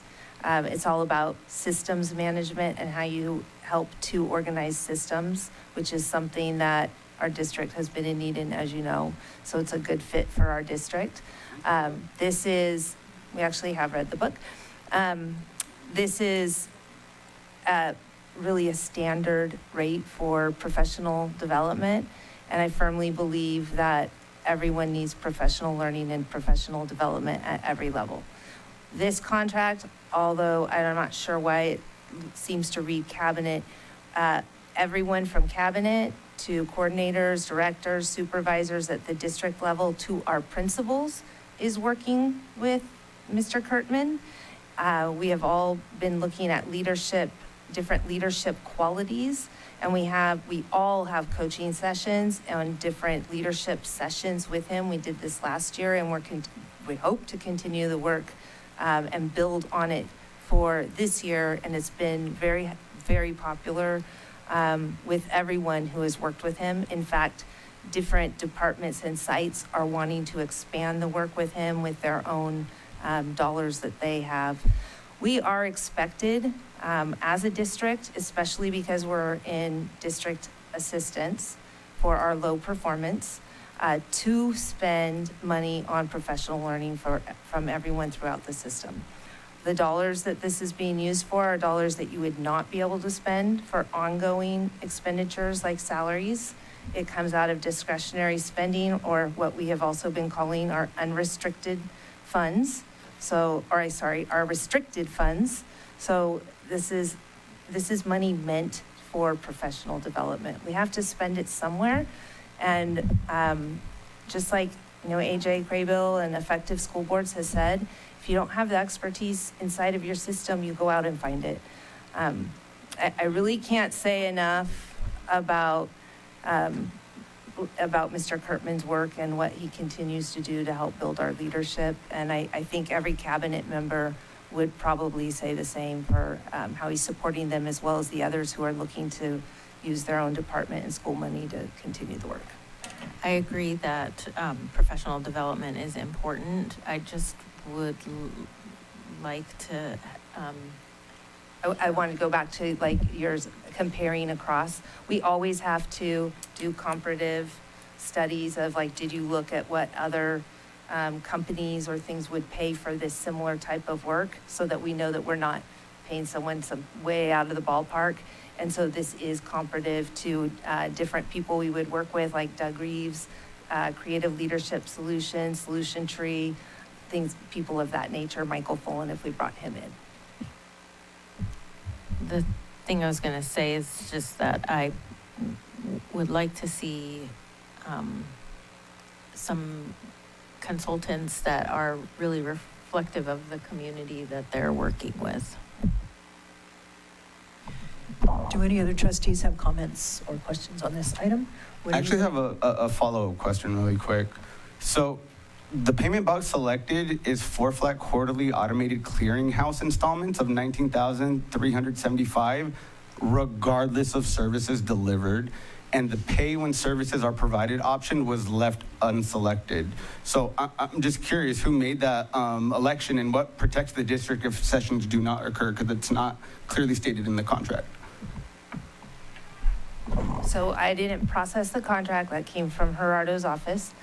And we've never missed any sessions at all with Lyle Kurtman. And I can't foresee how we would miss anything with him. These are professionally scheduled days. We schedule them out ahead of time. They're on the calendars. I just don't understand how we would miss that. It's not like, oh, we feel like meeting with him today, or let's just cancel that. They're all scheduled out ahead and in advance. Your office seems to do that quite a lot, so I would... Your time is already up. We had already moved on to Trustee Flynn. Okay, Dodge Jr. or Navarro?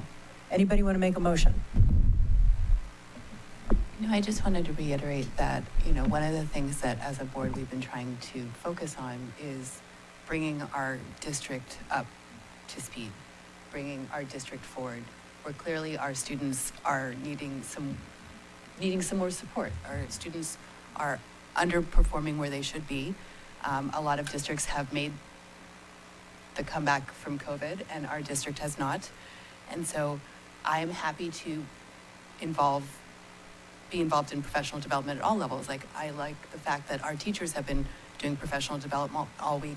We have a lot of new cabinet members. This seems, I did my research on this company.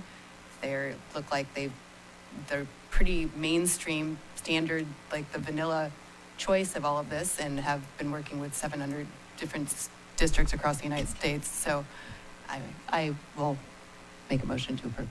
Is there a second to the motion to approve this item? I'll make the second. All those in favor signify by saying aye. Okay, all those opposed. Motion fails 2-3-0-2. Would anybody like to make an alternate motion? I'm not opposed to professional development at all. I just... excuse me, it's her turn. It's Trustee Flynn's turn. Thank you. Yes.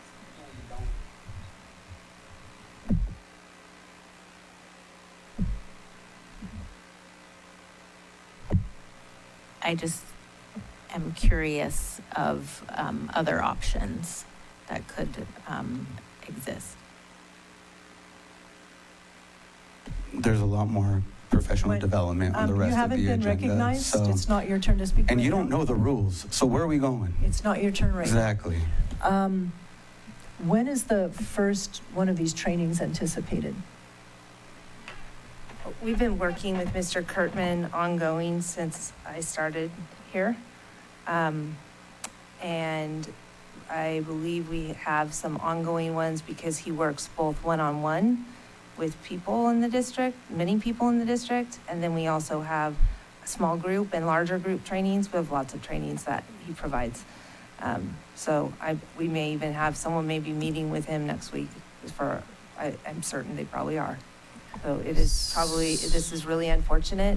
I feel like when we select someone, we are professionals in our field. We're experts at what we do, and we know what we need.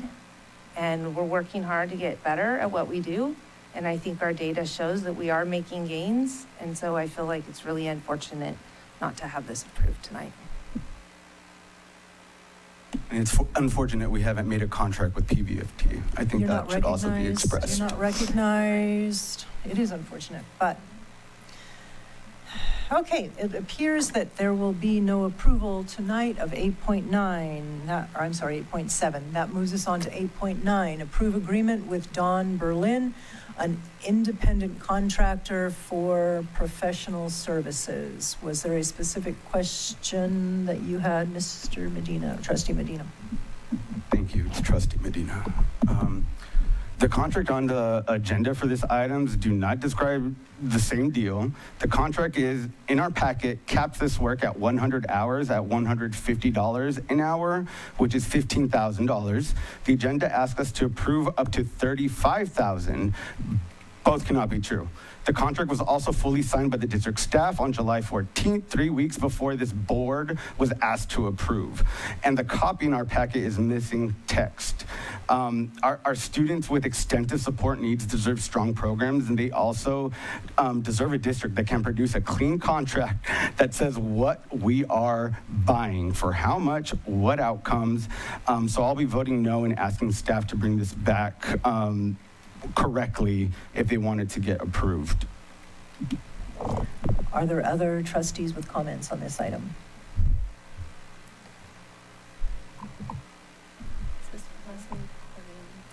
Could you ask the I just question wanted to make, open? I just wanted to make sure. So my understanding for this item is that since we're having a large transition over in our special ed department, that these two folks, Dawn and Leslie, are the through line because they've been working with the program the entire time. Can you elaborate on that? Yes, that's correct.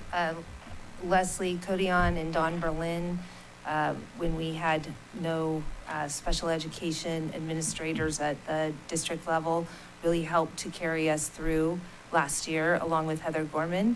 Heather Gorman has now retired, and we have a completely new and stellar, I might add, staff at the special education district level. However, Leslie and Dawn together have a lot of history of what happened over the last year, and we were making some very significant improvements and changes. And so we thought it would be best, and in conjunction with our new staff, they also agreed that it would be best in the interim to have some support with Leslie and Dawn, especially because there are so many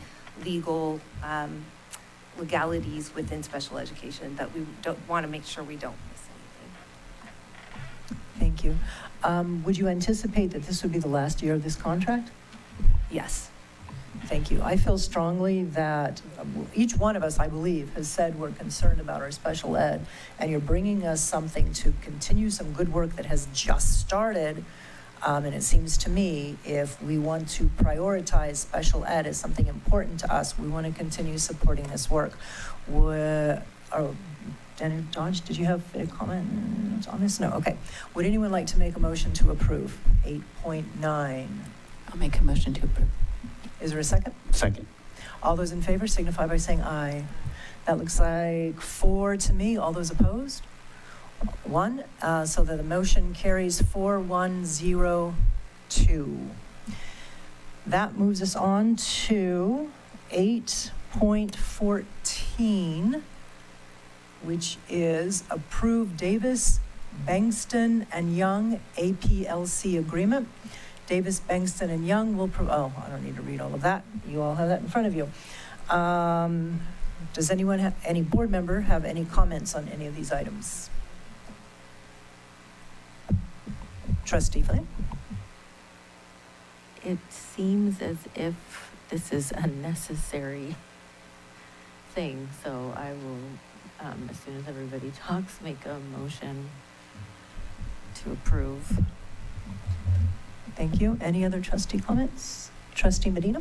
I wanted to pull this more to get more information because I know if you read the agenda last time, we already approved Lozano Smith and another law firm.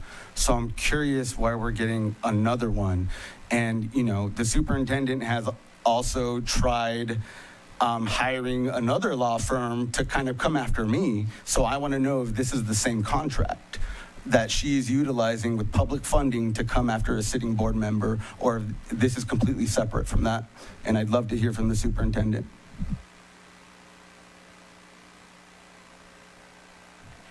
I don't know what you're talking about in terms of hiring someone to come after you. Really? I do not. Facebook later today, y'all. Excuse me. And as for this, I don't think this is something we're going to discuss right now.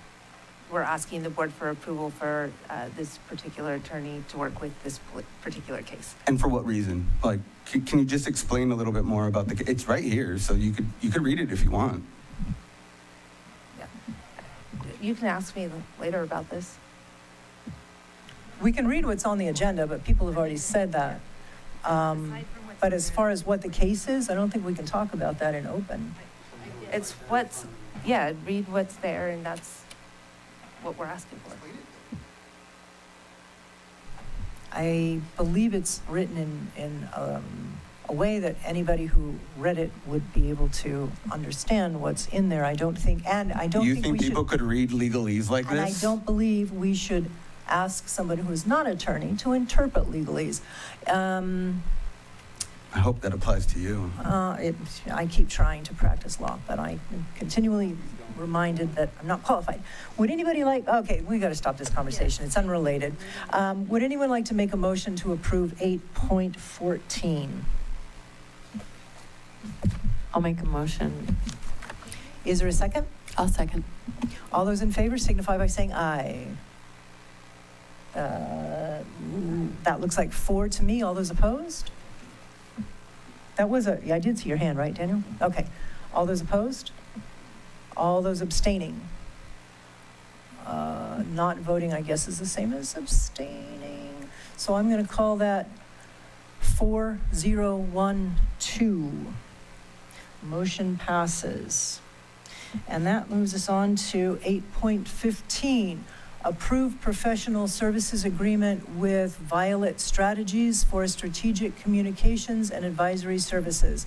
The board is asked to approve a professional services agreement and Violet Strategies to provide supplemental strategic communication and advisory services from August 6th, 2026 through January 31, 2027.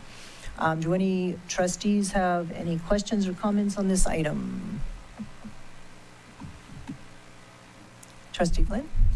I would just like to know a little bit more about this. Yes, so what we're seeing and really started seeing a lot of through the summer is a tremendous increase in public information requests. When we had Alicia Jimenez here working in as the community school specialist, and one of the things she had done as our public information officer too, but then she continued that work when she was in the community school specialist, was a huge assistance with all the public information requests. We've seen a tremendous uptick. Alicia has retired, and we really need some additional assistance. The person who's responsible for the public information requests is Alejandro Chavez, and it's putting a hindrance into the amount of work he's able to do because he's doing a lot of public information requests. And so we'd like to have some assistance so that we can continue with our communications, as the board has identified that as an area of need for our district coming out of the district office. And so that is why we're asking to have this contract approved. It is coming from discretionary funds, restricted monies. Thank you. Excuse me. Do any other trustees have comments on this item? Yeah. Trustee Medina? Thank you. Dr. Contreras, I hear what you're saying. So are you saying that the current PIO does not have the skills nor the capacity to complete these requests? Is that what I'm hearing?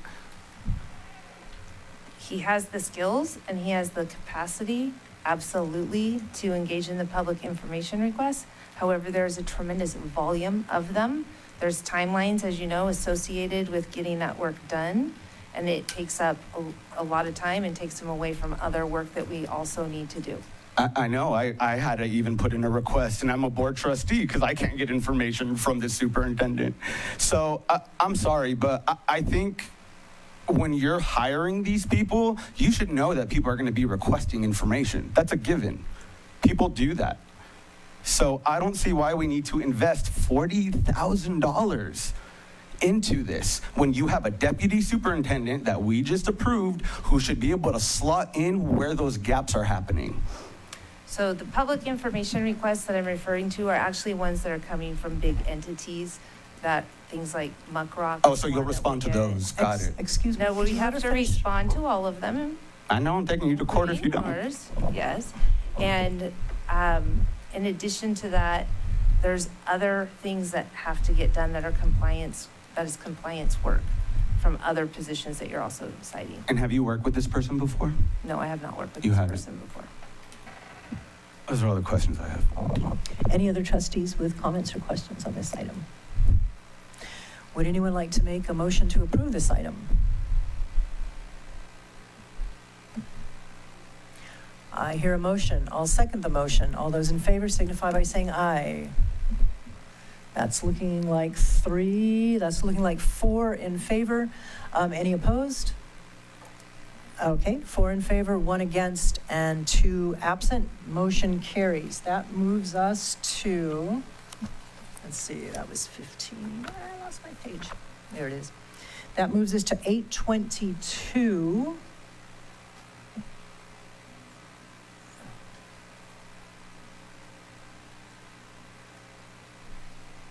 Two,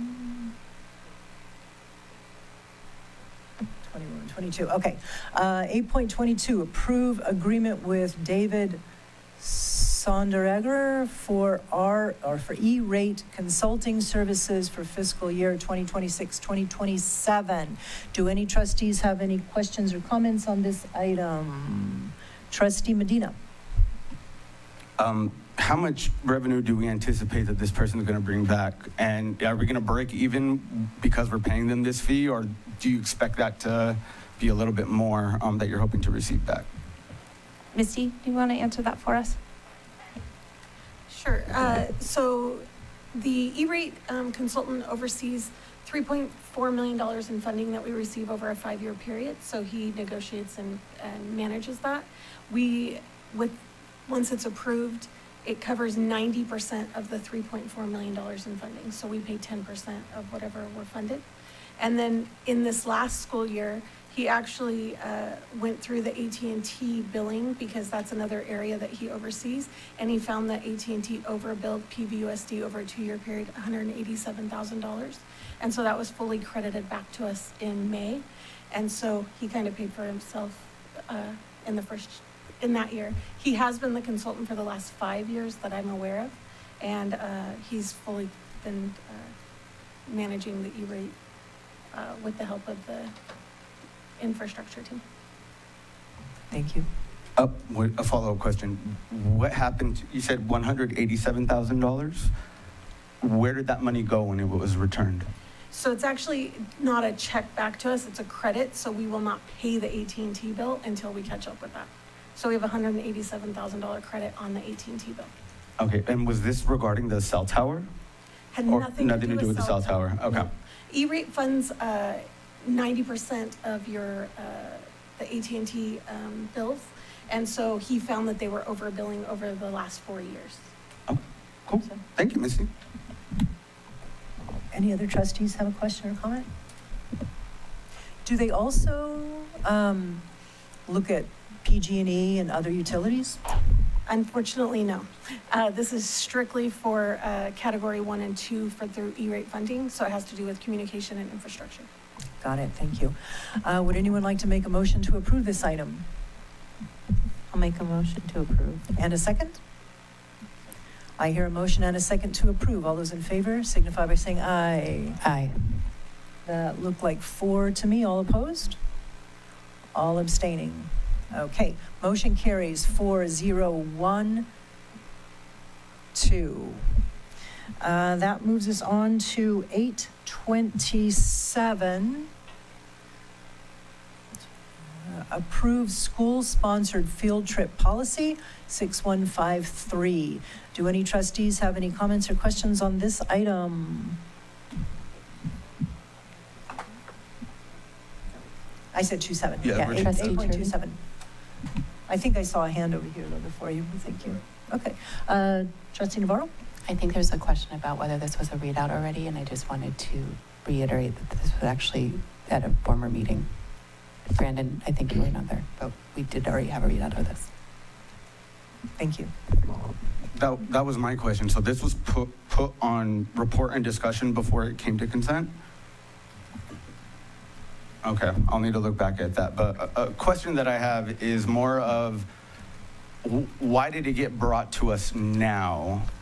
Because I've heard some things, so I just want to know if somebody could explain that, why this is being brought now to be updated. There are actually several reasons why it was being brought up, but the main one was, and as we've been going through our board policies, we have several different policies that have not been updated, not several, we have a lot of policies that need updating, and that end up being out of compliance for different reasons. Field trip was one of them. So this one needed to be updated. We also wanted to do some work on our field trips, mainly because our field trips were causing some problems with transportation, because we weren't having a lot of availability, one for field trips, one home to school transportation was at odds with that. And then charter buses was kind of coming into play. And that also had to do with contract issues with our transportation department. So there's a whole lot of things that were playing into the field trip policy that led us to say, well, maybe we need to look at the field trip policy, start with the policy there, and then start working on how we're going to carry out that policy. So where we are in the process is we brought this forward to you on May 8th as a first read. We're bringing it back for approval. Now, there were a couple things that from board feedback, I believe that we did a little bit of updating too in this policy. And we did have a field trip committee. We still have an active field trip committee, because board policy is one thing, that's like the overarching laws and legalities. The administrative regulation, as I've explained before, is how we carry out the policy. And that's more our internal mechanisms, like things like what is the permission slip going to look like?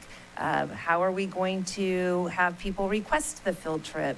How might our field trips align to standards-based field trips? How many field trips should each grade level get? Those kinds of things. And so there is a committee of teachers, and I think some students are chiming into that, because we always include especially our upper grade students, and even parents, asking parents about this in our field trip committee. Okay, cool. Yeah. So we're still working on parts of it. It's not all the way done yet. Okay. The reason why On the administrative regulation piece. I'm gonna speak. Got anything else? Good? All right. The reason why I'm asking, and I want assurances, because it sounds like Pajaro Middle School triggered this because of their Washington, D.C. field trip. And I would like, okay, I get you're saying no, but the perception out there is very differently. So, and the reason why I'm bringing this up is that field trip to Washington, D.C. has been around way before you even came here, which is what, like a year and 6 months? So I want to make sure that you are supporting them opposed to canceling that trip. And I want those assurances right now that that's going to happen. Yes, so field trips, like trips to Washington, D.C., are not school-based field trips. Those are trips that the students from our schools may attend, but we work with outside organizations on those. People from the school may work with outside organizations on those. So are they still going to be able to go on the trip? So I don't know what's happening with that part of the field trip. I don't think there's any barriers to them going on the field trip. You just listed a barrier. You said an outside organization needs to go on this trip? No, they do I believe that they've always partnered with an outside organization. Okay. I don't think that PMS has always done that. I'm a little aware what some of those things are, but usually it's outside of even the school year. They're not they go in the summer. Yeah, don't they go, because they're fundraising the year, and then in Yeah. the summertime, they Yeah. go off, kind of like Upward Bound and all those other I think programs. Mark has some. Yeah, Trustee Medina, actually, the language under the non-district sponsored student trip is actually beneficial, because I would say putting the parameters on what a staff member should and shouldn't do in the promotion, you can get yourself in hot water and an outside entity that is non-district sponsored actively promoting that. So it lays that parameters down that I think it follows the education code that is very, very beneficial to have. Cool. I just want same treatment for Pajaro Middle School, because I know other schools go out of state, go to other events, especially sports teams, and I just want there to be consistent standard, because who doesn't want to go to Washington, D.C.? Well, probably not now, but, because of what's going on.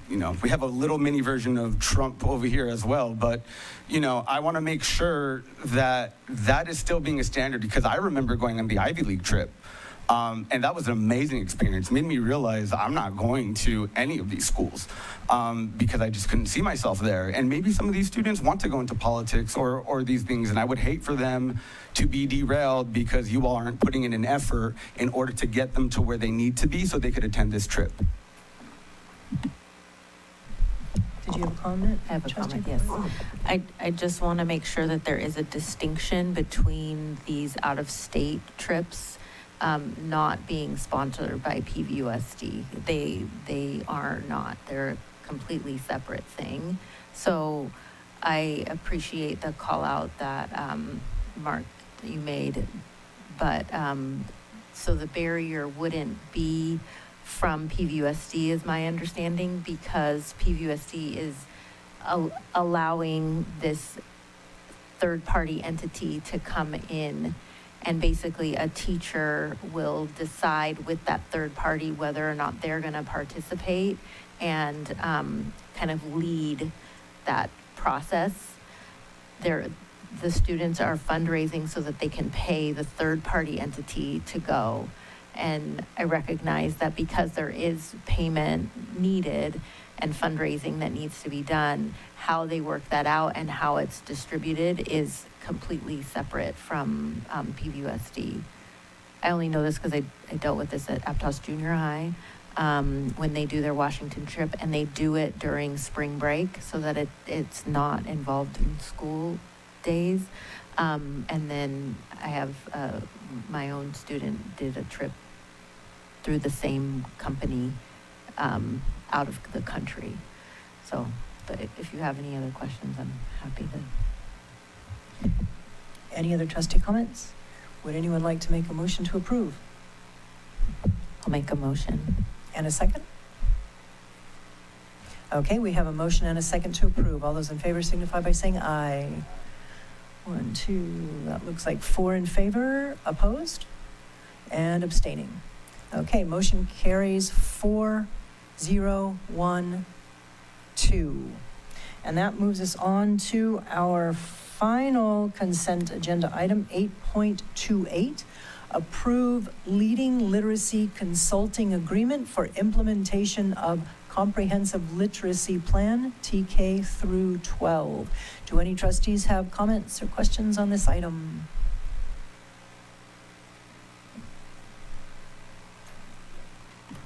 Trustee Medina? Yeah.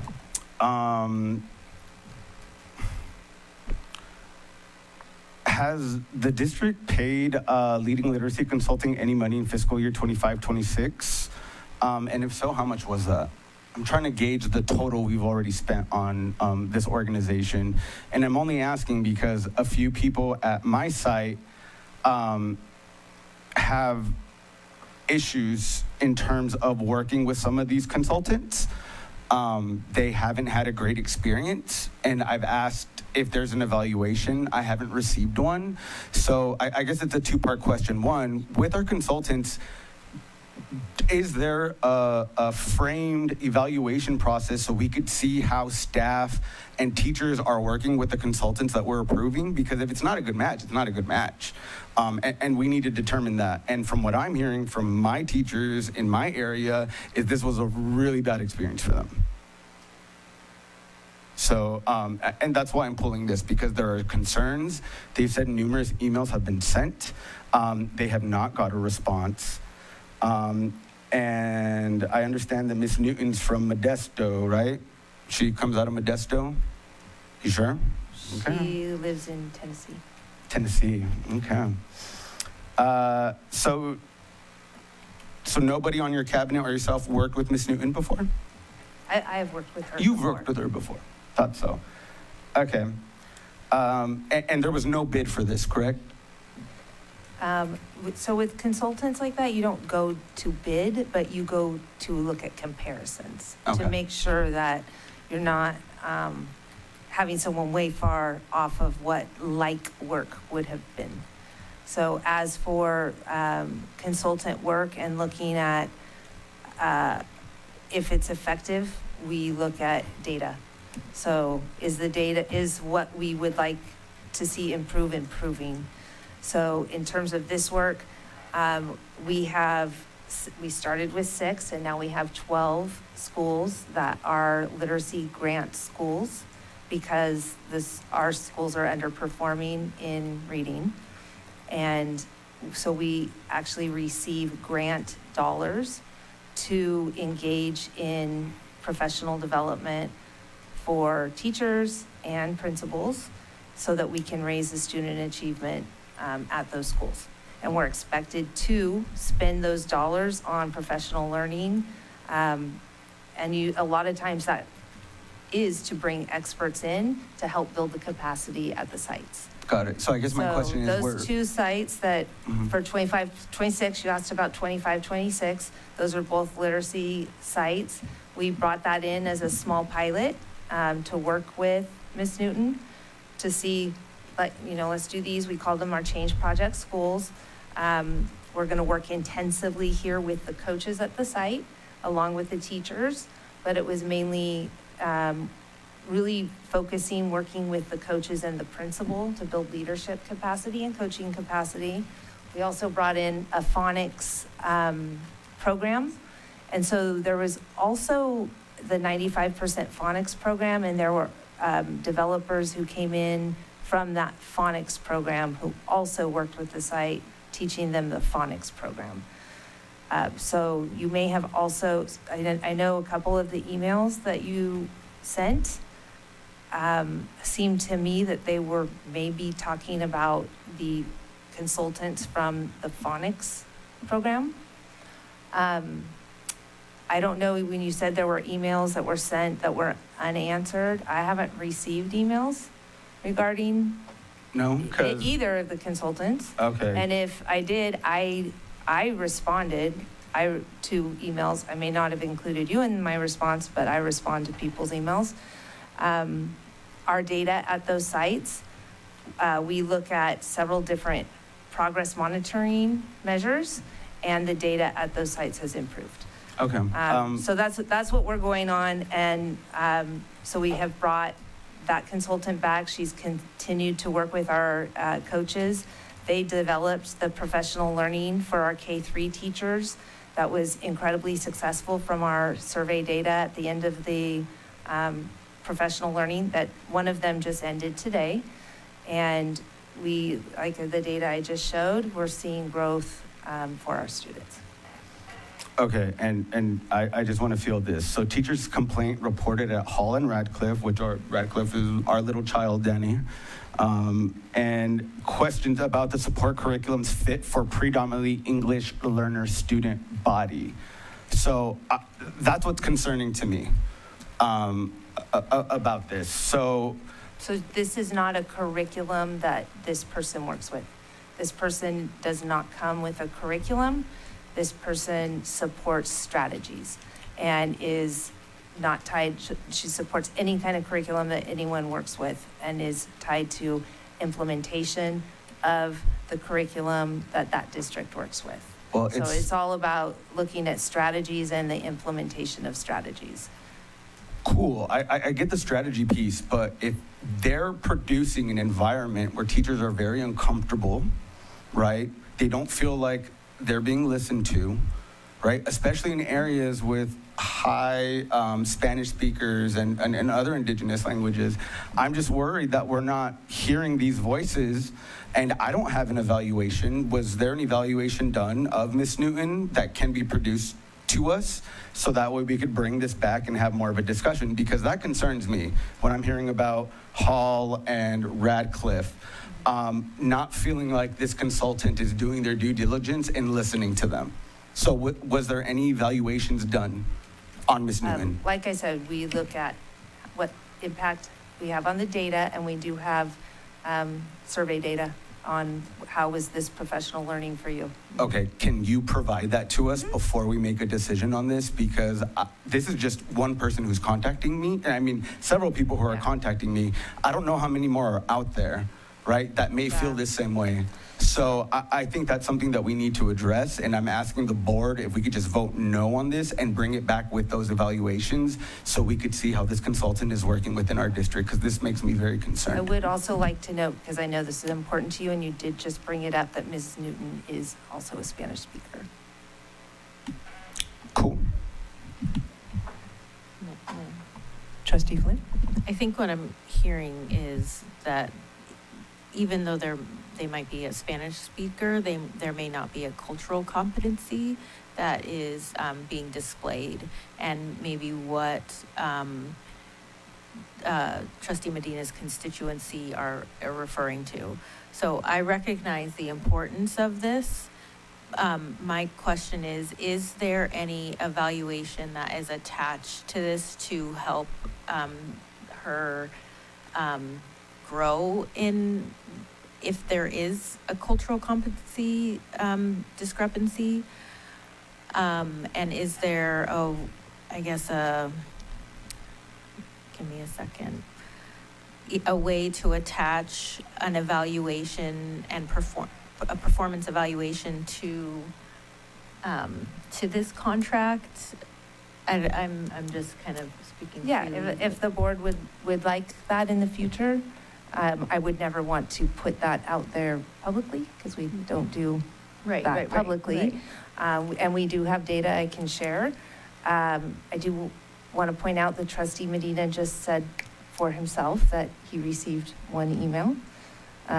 So this is reflective of a person. I took it back. I said many emails. Okay, that is not what If you want to get that into is- diction, we could do that. That's Please not let what her finish. That's not what we've been hearing. The board has approved, or has been working on the goals and guardrails, and one of those is third grade reading. And one of the other things agreements that we've made is that when we look at the tools that we need to be successful, that we have the expertise to know that, and that we are working closely with our teachers and our administrators to provide resources. Today, we had a very, very successful professional end of 3 days of professional learning. And I debriefed with the coaches who are our teachers who helped to provide that. And Ms. Newton was there, and the coaches all stated this, and I wish they were here, that they could not have provided this level of professional learning to our teachers without the help of Ms. Newton. Additionally, in terms of cultural competency, Ms. Newton was the principal at dual language schools where the whole entire school was just Spanish speaking. Modesto? And no, actually in Riverbank. let her finish. And Let her finish, please. and so I would think that she has, cultural competency. I mean, I don't know. I don't. Yeah, I just, want to say, I think we're really aware of those types of things and are trying to select people who do work well with others, yeah. Well, and here with our population, I mean, we know we have high ELs. We know the strategies we need to engage in need to be strategies that help English learners. That is a large percentage of the conversations that we have when we're choosing the strategies that we need to use to get the results that our students need. And I know that you're seeing those strategies take root because our data is moving. And Ms. Newton has been part of that. She helped us last year And that's why we're looking to expand that for this year. And I have heard 12 of our coaches credit her with helping to develop them. And in the end, what we want to have is her not here. The idea is that you move them out, that you don't need them anymore because we've developed our capacity and our expertise here, so. I think I would just like to know that there is some sort of evaluation from. Oh, yeah, there the is. people I mean, that- there is. You just hadn't asked for it beforehand. Okay. And then additionally, I do want to note that this fund is all funded as part of the literacy that we need, the literacy grants that we get, because we're expected to spend that money in that way. Thank you. A follow-up. Trustee Medina? So what I'm hearing is, as long as the data is great, we don't care how our teachers are being treated, right? As long as it's showing us that this is doing good, that's all that matters. And I think that is totally wrong, completely wrong. If we are not creating an environment where teachers feel safe that they could teach, then I don't know why we're doing that. Also, I see an email that we were both CC'd on. You didn't respond to it. You probably did. But if you did, can you tell us about the classroom incident where this consultant was in the classroom and demeaned one of the teachers as she was actually teaching in class? Did you respond to that email? I am not sure what email you're referring to. I don't have it in front of me. You have it in front of you. So I don't want to say something that's inaccurate. So, And I okay. don't know of that incident, and I wasn't there for that incident. But you've read every email I that's can came in, definitely correct? look into that. Like I said, I don't have it in front of me. You have it in front of you. I do, and that's why you were being dishonest in what you were saying. No, I'd I'm like to not. move on. Do any other trustees have comments on I this do. item? I would like to make a motion to table this indefinitely until we get an evaluation. Is there a second to the motion to table this item until additional information is provided to the board? Is there a second? You guys don't care about how teachers Not are being treated? hearing a second, it fails for lack of. Is there an alternate motion? I have a question, clarifying question. Is there a way for the people that she's working with to be able to have a space to speak about their experience and have it addressed? Because she's not a direct employee, so if there's a situation where someone's not feeling psychologically safe to be able to be coached or to learn, then that's not. Yeah, we don't force the coaching model on anyone. That is a voluntary process. We hope that everyone would want to engage in that. And so if someone finds that, like that, I didn't like that, that wasn't a good experience for me, then one of the options is you just don't have to do that. How does that incident, I guess, or get addressed? Like, does that in that teacher have case- any? Does that individual have any recourse? Do they have a manager or somebody that Yeah, they can in go that to help case- mediate the situation, Mhm. rather than have that person who's engaging in the coaching, not the coach, but the person who's engaging in the coaching, who wants to receive the coaching, they don't have to, bow out just because of this incident. That's not fair, because then they're not being able to get, more education and better skills and upskilled. So how? In that case, Trustee Flynn, we would hope to see that the person would talk to the principal, and then the principal would help with mediating that conversation if that was the desire of the person to do that. And that is one of the things we're actually working with our principals, is helping to have those types of conversations. Not everyone wants to do that, though, but we would hope that would be something that would happen. Thank you. And I don't think that information was shared with Ms. Newton. Okay. So, but we can definitely circle You should have back. shared it because it was in your inbox. I think it just brings up a larger conversation, because we do have consultants and outside third-party entities engaging with your employees. And so want to make sure that there is a line of communication for them to be able to, because they're not going to go through the normal HR process if they're feeling like there's some sort of incivility or offense that's taken place. So I just want to make sure that there's something in the contract or something, where the employee, the PVUSD employee has a way to advocate for themselves. Good points. Thank you. Would anyone like to make a motion on this item? I just have a comment real quick. Trustee Dodge? You know,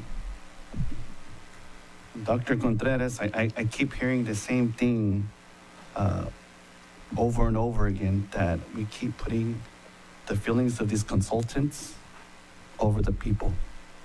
And, whether it's an evaluation or some sort of, feedback, with our teachers or parents working with these consultants, we need some sort of feedback from these consultants. I know what you're trying to do, get these consultants, but you're trying to tell these people who don't live here, who are only here for a short time, you're trying to coach, lecture these teachers what to do, and they leave. But our teachers live here. They're my constituents, they're my friends, and, we need some sort of feedback. How was your, feelings with these consultants? I think, I don't always agree with Trustee Medina, but he does have some points where we're not asking for any type of response, feedback, and, just give us something. This is where I was at Radcliffe, and this is who I met with. These are the teachers, and then get feedback from the teachers that I worked with this consultant this day, because otherwise we're just, thank you very, and so Yeah, we do at the end of our PDs QR codes to get that. And at the smaller ends, our principals are always checking. On smaller ones where it wouldn't be, a 3-person, let's do a QR code. The principals are always checking in with how is that for you? I think some sort of, direct communication with the teachers, because of course they're going to tell the principal everything was great, because my job depends on it, and so I think some sort of, whether it's confidential or just something, but doing these contracts, and all these consultants are great, it rubs constituents in my area the wrong way too, so. Thank you. It's important to me that our English learning students do well. It's important to our district that our English language learners do well. It's important to our communities, to the students' parents, and especially to those students. And I feel with the coaching that's happening, and with some of the other new trainings and professional development that we brought in, we are seeing the dial move with our students, and that's critically important. I understand the comments about, we need to make sure we're getting some feedback, that we're getting our money's worth out of this, and teachers are feeling like what they're getting is useful to them in interacting with their students and helping their students. So I make a motion that we approve this contract with the stipulation that someone be identified who will interview or accept comment from our coaches who are receiving this coaching. And that information in aggregate be fed back to us so we have an understanding what's happening. Is there a second to that motion? No, second. I'll second your motion, but I also just had a quick comment on that. So one of the goals and guardrails that we have been working on, and I know that we're missing a couple of board members, was reading, math, career and college readiness, critical thinking, media literacy. These are the 4 goals that we're working on. And so one of the asks was that we give the resources to the district and the superintendent in order to meet the goals that we have set. I believe in accountability at every level. And I think that our students should be able to also give feedback on their lessons as well. So I do think that there should be a confidential way to give feedback for these professional developments to determine if it's professionally relevant and if the teachers feel like they got anything out of it. And I hear what you're saying about data. We also want data, but if you don't get teacher buy-in, I don't think we're going to move the needle. So I agree that I think that we need to have some sort of monitoring aspect. And I know you want a lot of information, but maybe we can find a central repository so that we're not getting inundated just with a lot of data, that we can be able to peruse it at our own will. Night. Trustee Flynn? I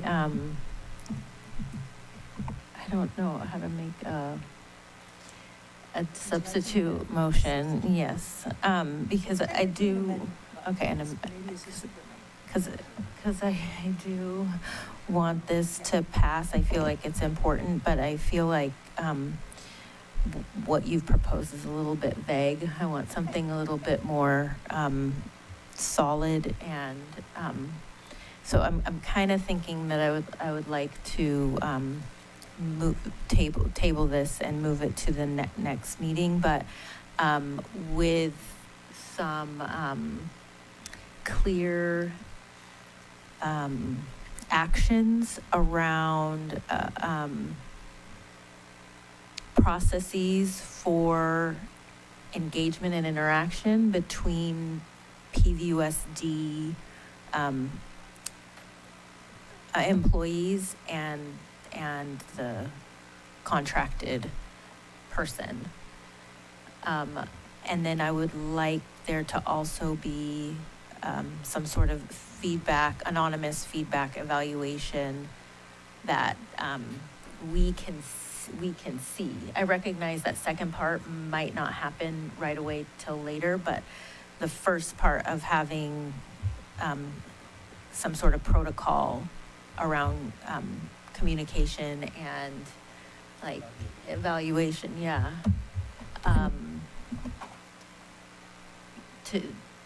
In order to renew a contract, or if something comes out mid-contract, how to, I'm sorry, I'm losing my words, but is that, are you, I don't know how to solidify that. Trustee Turley? Let me just finish this thought. Can I sum it up in that your motion is to table this item until our August 26th meeting? Yeah. In the interim, you would like a protocol or plan for how feedback, anonymous feedback, will be gathered from our teachers who are coaching within this program. Is that? Yes, as well as, I just want it to be, I want there to be an avenue for those who are working with a consultant to be able to advocate for themselves if they feel like they're having a communication gap or some sort of tension or, you know, anything like that. Trustee Turley, can I ask for a point of clarification? Trustee Navarro?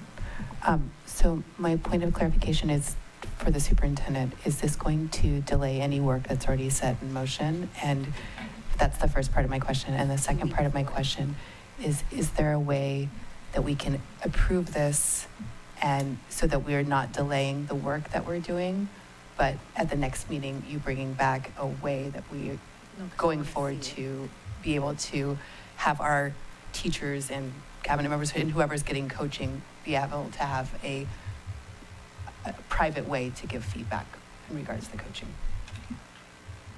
Yes, this will delay work that we had anticipated because we have some professional learning that we were hoping to do for our reading intervention teachers with the help of Ms. Newton. So this would delay that work. And we can definitely come and bring back a tool for the August 26th meeting that hopefully would meet your needs. Can I mention something? Yes, Misty. Yes. Also, I think one thing that we need to learn as a board is we need to hold items hostage until we get that deliverable from the superintendent. Exactly. For example, like the SRO contract that was vaguely mentioned, we're probably not going to see that for another year because we didn't stipulate a date and we weren't specific on that. So if she really wants it, she'll come back with that contract with those evaluations and then we could approve it. If we just loosely approve it, she's probably not going to come back to us because history has already told us that she hasn't. So that's all I wanted to mention. So Trustee Medina, I appreciate your comments, but my worry is that given the frequency of these meetings, that I don't want to actually delay work and education for our teachers. And I this 5-year plan of moving the needle for our reading scores, that I have much higher aspirations and I don't want to delay this work any further. I understand the accountability measures, and I believe that the direction of the board asking and putting in writing to bring back stipulations for how this is going to be going forward, to me, should be sufficient. I think another thing to add, and maybe I'm wrong, we don't have a CBO to ask, but didn't we pay them out for this month already? The Newton person, or am I misreading that from the warrants? From the warrant report? The work that I'm talking about is going forward. No. Have we paid them already? Ms. Newton has been paid for work that she's been doing. Okay. For this specific contract, has she been paid even though we haven't approved it? No, because she's been doing ongoing work for us. She's been working for us. Okay. Yeah. Got it. Okay. All right. I mean. Okay. There is a motion on the table. I'll approve Joy's motion. Second. That's a second. Okay. There's a motion and a second to approve tabling this item until August 26th with some stipulations that I think we got, and I don't need to repeat it right now. You need to put it on the record. Yes, you do. You got to state it. Okay. That the superintendent will come back at the August 26th meeting with a plan or protocol for how we will gather anonymous feedback from the teachers, staff who are coaches at our sites who are interacting with this consultant. And that information, that plan will come to us in August 26th. And assuming we approve the plan, then at a future time, that feedback will come back to us. Did I capture that? Yes. And can I also add an amendment that she not be paid until that comes back? We can't or not really start any services. do amendment on an amendment. We have to finish this one before we move on. But I think we got that. I agree with that. Motion and a second. All those in favor signify by saying aye. 1, 2, 3, 4 in favor. And any opposed? Can I seek clarification? Are we voting to table this? Until August 26th. Yeah, I don't want to do that. So no, I'm sorry, what? I don't want to table it. I want to, did it pass already? Because I have an amendment. Okay. Yeah, I don't believe if it didn't pass that we would be in any different position than we otherwise would be. So at least this gets it firmly on August 26th with a direction of what the board is looking for.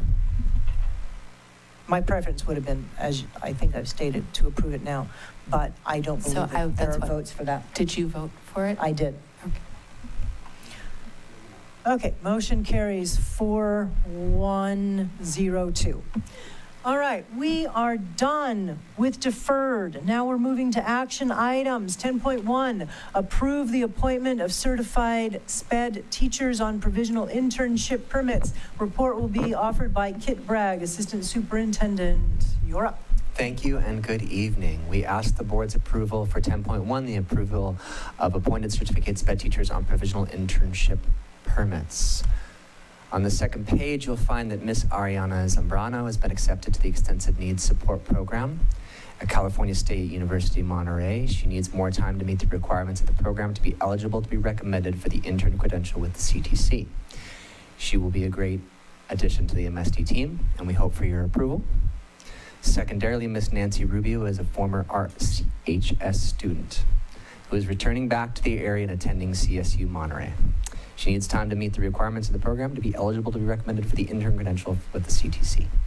Ms. Rubio will be a great addition to the RCHS team and inspire a new generation of students to become teachers in special education.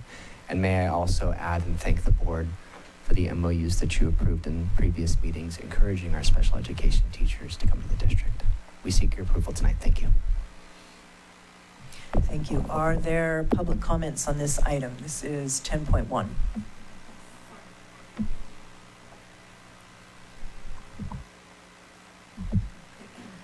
Mr. Denise?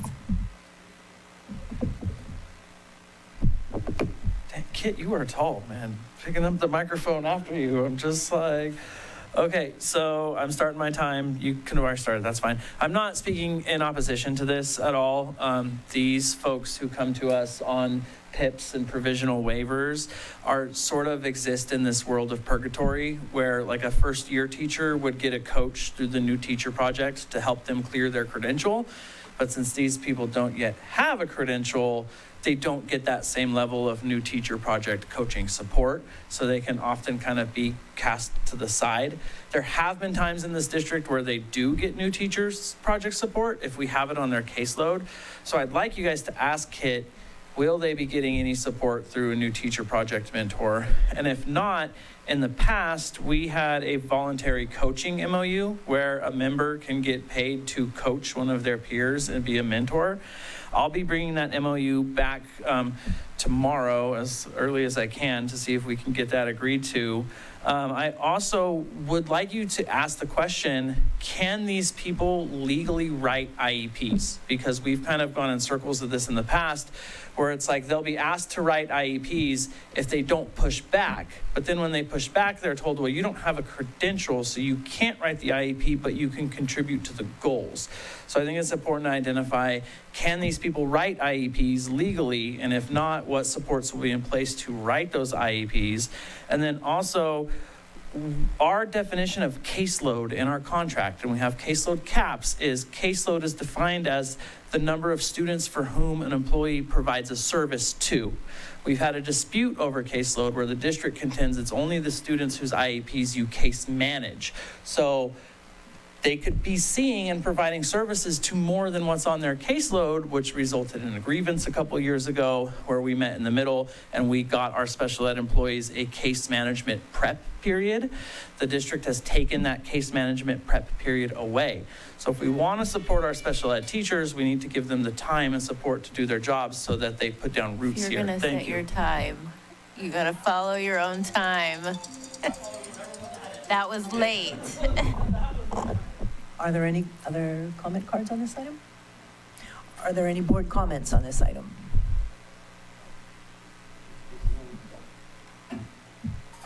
I think you heard the questions, right? From Brandon? Okay, cool. You can go ahead and respond to those. Brandon, if you want to repeat. I can talk to a couple over the top. You got to give the question. Yeah. These are board questions. Okay. Will they get support through a mentor, and will that person be paid? So to add some context to that, we work with the County Office of Education. They provide new teacher support. Yes, Brandon is accurate in the fact that typically that support only goes to fully credentialed candidates that are coming into our system. However, in the past, we've been able to work with the county, depending on our caseloads, to still be able to provide that support even if they're on provisional intern credentials. Mr. Saxon has a meeting with the county next week to review caseloads, to review onboarding, see where we are in that process. So I don't have a definitive answer for tonight specific to the county and the type of support that they provide. However, I would point to the fact that you did hear tonight, we've had incredible growth in our special education department. We have many more additional administrators, not only able to provide direct support, but also ensuring program specialists are best positioned, who are part of the bargaining unit, who are part of PVFT, to be providing direct support in the classroom for all of special education. In the absence of administration in previous years, that's been more challenging because we've not had the administrative support to make sure program specialists could stay in that space. Secondarily, I think you asked about case management. Case management can be done and provided by anybody on an intern credential. And so for the record, they are absolutely qualified under these credentials to provide case management support. Case management period. Okay, and that includes writing the IEP? Correct. Yes, it does. Okay. And then lastly, there was a couple comments that I feel are in the space of negotiation, so I'm not going to speak to those. Okay. Any other board comments on this item? Okay, is there a motion to approve 10.1? I see a motion from trustee Yes, I'd like Dodge. to make a motion to support agenda item 10.1. Thank you, and is there a second? I'll second. All those in favor signify by saying aye. 1, 2, 3, 4, and 5. 5, 0, 0, 2. Motion carries. Thank you for your support. That moves us on to 10.2, approval of best value leaseback construction services agreement with Swinnerton Construction for the Pajaro Valley High School Performing Arts Center project. Report is offered by Sergio Ambris, Director of Facilities and Construction. Good evening, President Carter Turley, Superintendent Dara Contreras, and members of the board and cabinet. Under California Educational Code Section 17406, the district must use a comprehensive best value selection process for the leaseback contractor. On May 11, 2026 and May 18, 2026, the district publicly advertised the request for qualifications and COV proposals for the leaseback construction services for the Pajaro Valley High School Performing Arts Center. A mandatory pre-proposal conference, a job walk held on June 1st, 2026 at 10 a.m. A total of 12 contractors, general contractors attended to the mandatory job walk. Sealed proposals were received by the district on July 14, 2026 at 2 p.m. 4 general contractors submitted statements of qualifications and COV proposals in responses to the solicitation. The district evaluation committee reviewed each submission for responsiveness, qualifications, relevant project experience, technical expertise, financial capacity, safety records, past performance, and compliance with the requirements of the request for qualifications. Following the evaluation process, all 4 firms were determined to be qualified to perform the work. The COV proposals were then opened and evaluated in accordance with the district leaseback procurement process. Based on the qualifications review, the evaluation of the fee proposals, district staff determined that Swinnerton provided the best overall value to the district. It is recommended that the Board of Trustees approves the award of the leaseback construction services agreement to Swinnerton for the Pajaro Valley High School Performing Arts Center project in the amount of $3,191,060. The agreement includes pre-construction services, consists of constructability review, cost estimates and value engineering, project schedules, logistic planning according with the design team, and development of the guarantee maximum price, which is called GMP, for the board consideration at a future meeting.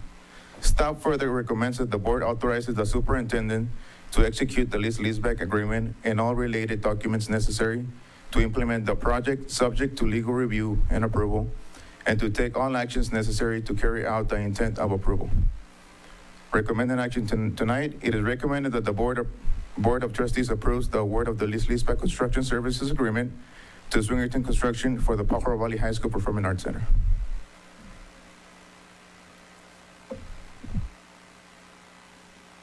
Are there any public comments on this item? This is 10.2. Are there any board comments on this item? Trustee Dodge? Well, first of all, I would just like to thank the voters who supported Measure M. Even though I do not represent PV High School,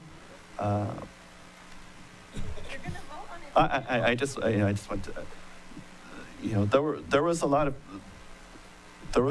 people who didn't want to support this measure.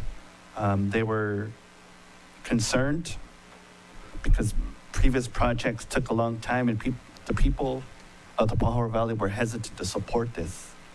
And I received a lot of feedback from people who didn't want to support this, and they said, I will only support this if PV High School is a priority. And so I just like to thank the business owners, the taxpayers all across, Pajaro Valley Unified School District, Monterey County, Santa Cruz County, and I'm not sure, San Benito County. Thank you for the trustees who, supported this at the very beginning. A lot of you had a lot to do with this measure being passed, and this Performing Arts Center. Thank you, Sergio, for making this happen. Just one question that I have is, do we have any union work being planned? Do we have, any local union operators who want to be part of this, or were they invited? Perfect. So I'll let, if you want me, I could bring the contractor so she could give you the good news. I think that'd be great. You are also tall. Hi, Emily Satuda, project executive with Swinnerton. So yes, we are a union self-performed general contractor. So all of the trades that we self-perform, of course, they will be, competitively bid out. We are signatory to carpenters, laborers, door frames, hardware, millwork. And in our solicitation process, we can also, advertise out for union contractors. We've worked with county building trades councils in PLA agreements, so we're very familiar with that process, as well as local contractors. So we have a presence both in Santa Clara and Salinas. So, working with local trades, it's important that we engage the community, provide those opportunities. Our team that is going to staff this project is located in, our chief estimator is actually from Watsonville, went to Watsonville High, which is great. And then our pre-construction manager is in Monterey. So that is very important to us that we're engaging those local trades as well. Just local jobs, staying local with local dollars, so thank you. Any other trustee Medina? Yeah, so I have more questions. Thank you. Sorry. So that would, in Salinas, that would be the Monterey-based Central Labor Union, correct? Okay, Carpenters Union, all those great people. Cool. All right, I was endorsed by them, so I want to make sure that, they're getting their flowers. Also, and just that we're, a lot of our parents have to go outside who work in construction. By the time they get back home, it's just so late, and this provides them the opportunity to stay local if they can, which I really appreciate. So what was I going to say? So I just wanted to get those two things down. And then also, maybe this is more for the labor unions than anything, but is there any opportunities for students who actually want to go into construction where there could be some sort of internship that they could participate in building this? Because I think that would be cool if they're helping to also, CTE or anything to that extent. I'm just curious. Absolutely. So a couple of things. First and foremost, student safety is our priority. So in the course of construction, we always maintain separation of field activities with students. That being said, we can work with the trustees, superintendent, everyone, Sergio's team, to provide kind of learning as a teaching tool. A story I do like to tell is one of our very prominent superintendents currently was a high school student when we were doing a project at her school. So we can provide those opportunities for students to supervised, right? Not part of daily course of construction. Those opportunities, we absolutely provide some learning opportunities, internships if need be. Sweet, yeah. I want them to get their hands dirty because it feels good building something. And if they could, contribute in that way, I think that would be great. So I would like to move to approve. We do have we could take a second and then finish deliberation, but we do have a comment from Trustee Navarro. I just want to say that this part of the Measure M funding is actually one of my favorite things to come out of it. And I know that PV High has felt neglected for a really long time, and I hope that this shows the investment and the priority that we're putting on that institution. The fact that they're going to have a performing arts center where the community can gather, this potentially could generate revenue for our district going forward for other entities that want to use it. And I'd like to see them get a pool. So my question is, when do you put the first brick in the ground? When is it starting? So that's a good question. I think right now when we bring the contractor on board, we have to go through the schematic design, NDT design, the design of the project. From there is we both get engineer estimates. So the contractor gets an engineer estimate, the contractor gets one, and the district gets one. And then from there, we generate the guarantee maximum price, where we hold the contractor to that amount. there any opportunities for, if you get it done this many months sooner, we give you a bonus? So I think we are going to hold them to that schedule of the 2028 in summer. So they do have a hard timeline. So that's why we picked Swingerton. Just to give them a little bit of background is, in 2025, Swingerton completed Compton High, and at the same time completed Estancia High School in Baltimore on a leasebacks.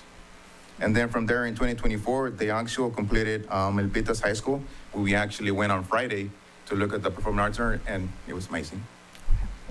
I can't wait. Trustee Flynn? Over the course of the last few hours, just today, I've learned so much about project management. I've talked to so many people, constituency, professionals, city council members. So I just want to say thank you to all of them, if you're listening, for all your feedback in regarding to what a leaseback program is versus a PLA, and then really making sure that we are using local labor and following those kind of protocols. I'm looking for the messages that I got, but I'm glad to know that a lot of your, 60 to 80% of your labor will come from local workers. 60% of the skilled journey persons.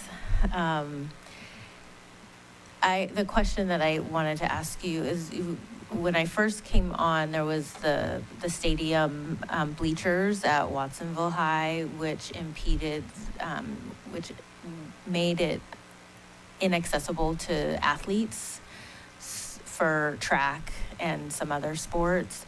So I'm curious if there is written in any sort of MOU ahead of time to make sure that doesn't happen, or that it's clearly stated ahead of time, because it was a surprise to those students back then. And I understand that maybe school site council made the decision, but probably may not have involved everybody, all the stakeholders. So I just want to make sure that just where the construction is happening, if that's going to block off. I know that there's a back entrance to the stadium and the track. So I'm just curious if that's been taken into consideration. So that is part of what our next steps. We have to come in with a schedule on when they come in with deliveries, when they have the procurements of construction, where's the staging, and from there we'll create everything, and we'll go and take it to the principal, make sure that that's in conflict with activities of the school, and we'll make sure that we work around all of that. I just really want to prioritize. I know that safety is the first priority, so all of those things, making sure they're not happening near or around students.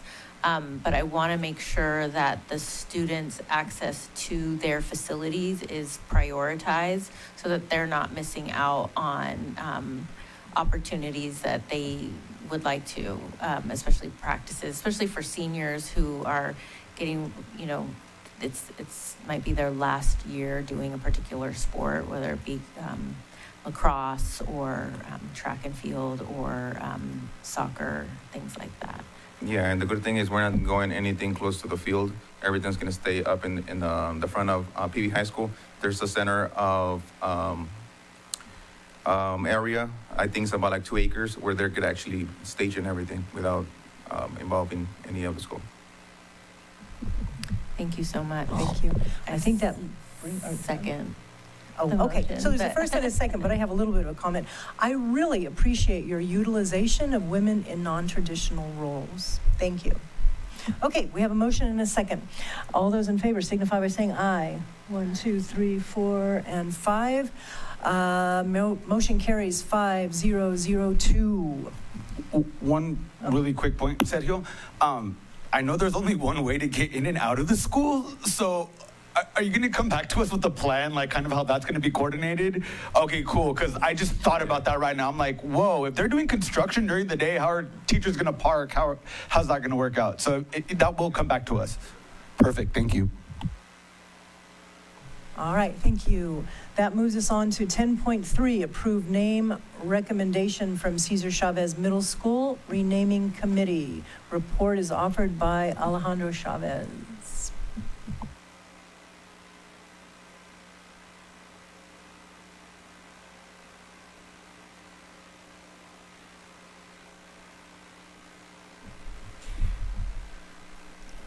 Good evening, Board of Education, and Board of Trustees, and cabinet members, as well as the audience here with us. Initially, the middle school renaming committee was going to be headed by our CBO, but he had so much on his plate with the SSA and just a number of things that I took on this particular item to make sure that we were able to move this forward in a timely manner, because we were receiving some questions from the community, and we were getting some questions from throughout, and so we wanted to move this forward. What I'll say in regards to the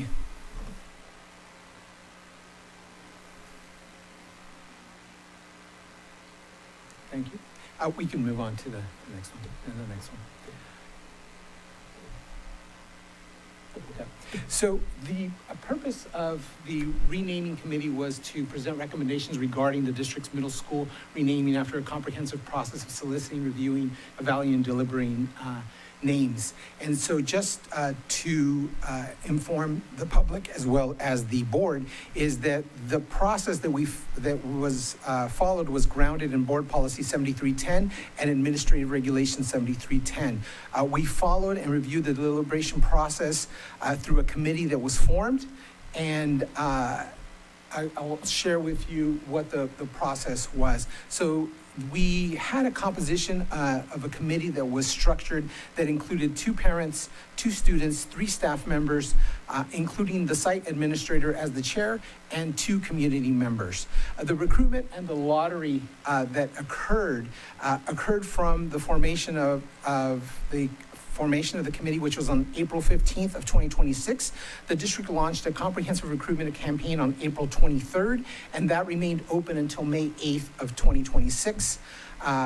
We followed that up and conducted a random lottery of the folks that did apply for these positions in the committee, and that occurred on May 11th at CCMS.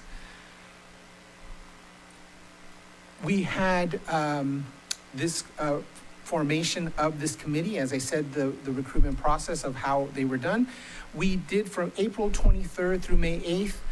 That's when that process occurred. We had our first meeting on May 18th and began and what we did is we did an orientation, we established our norms, and we began a roadmap setting. We started on May 19th, a public name solicitation window, and that closed on June 2nd.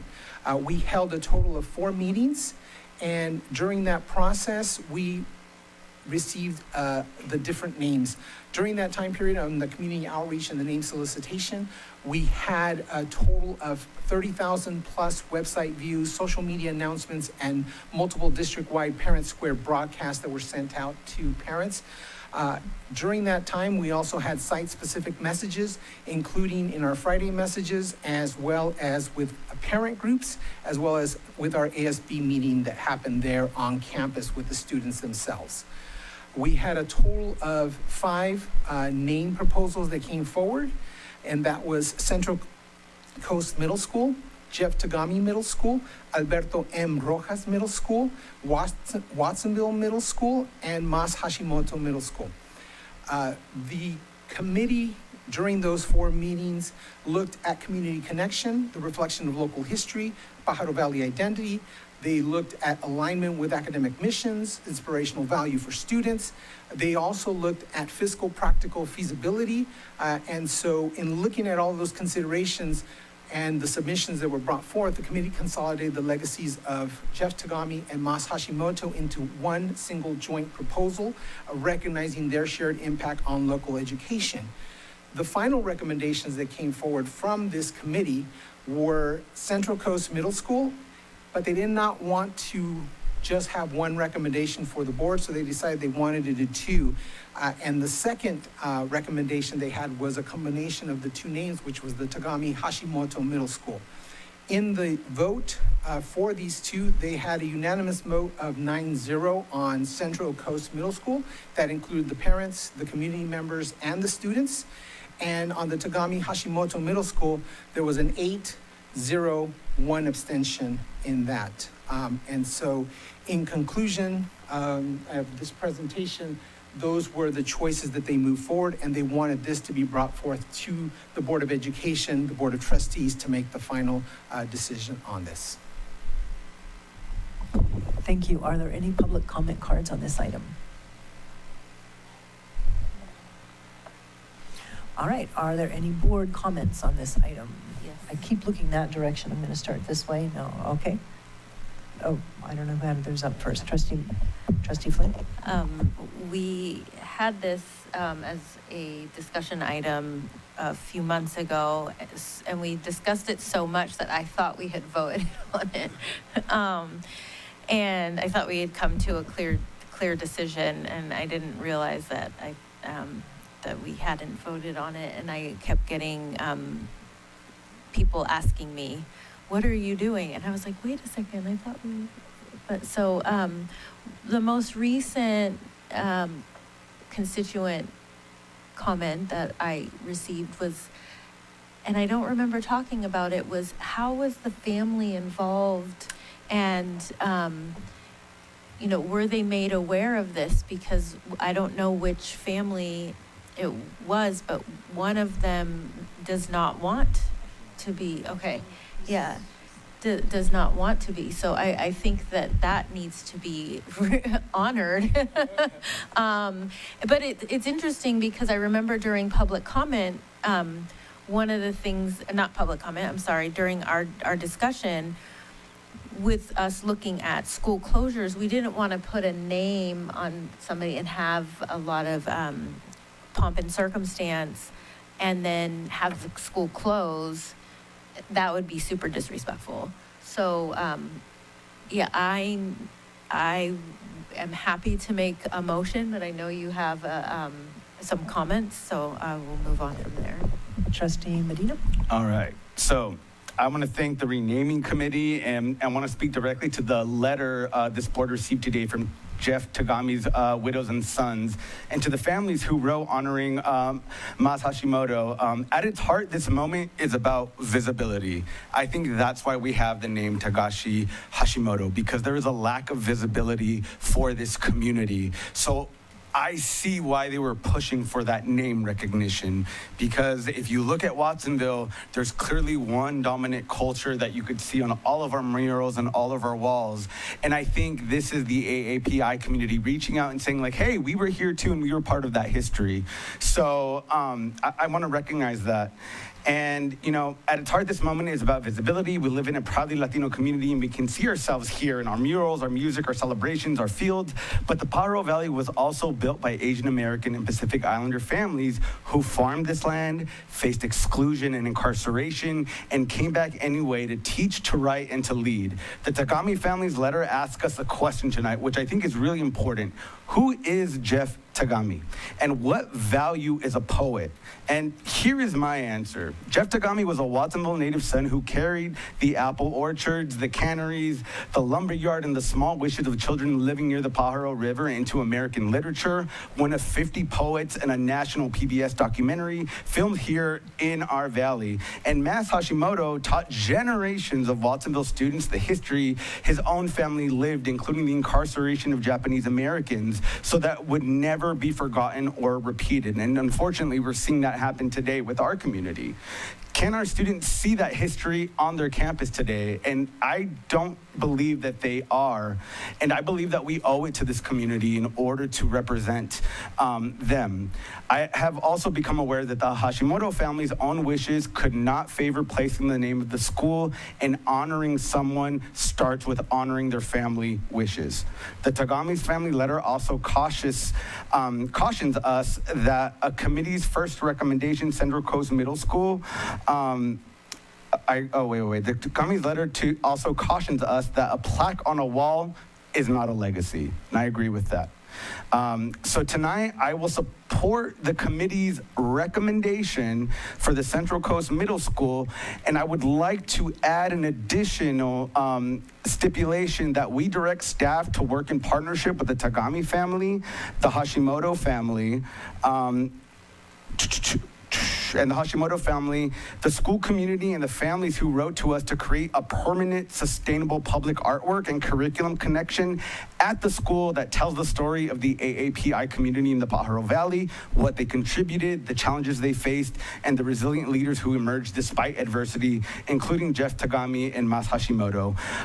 But a visual story every student walks past, learns from, and carries. So visibility is what our community asks for, and I really want us to deliver on that. So that would be my amendment to move forward with Central Coast Middle School, form a committee with these families, and let's get a mural going so people could understand the great work that these two men did for our district. So that would be my recommendation.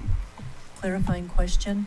So would you envision this on that campus or somewhere in the community? Is that site specific? I think since it was for this campus, and it is the Central Coast Middle School, so I think it would fit naturally within the campus. It could show the history of the Central Coast, which started with the Chinese, right, who are coming in and building the railroad, and then it evolved over time, and I think it's important to see that. So if we're gonna name the school Central Coast, let's show the history of the Central Coast by highlighting these prominent communities. Thank you. Are there other trustees? Trustee Dodge Jr.? This is just new information. Can it be confirmed?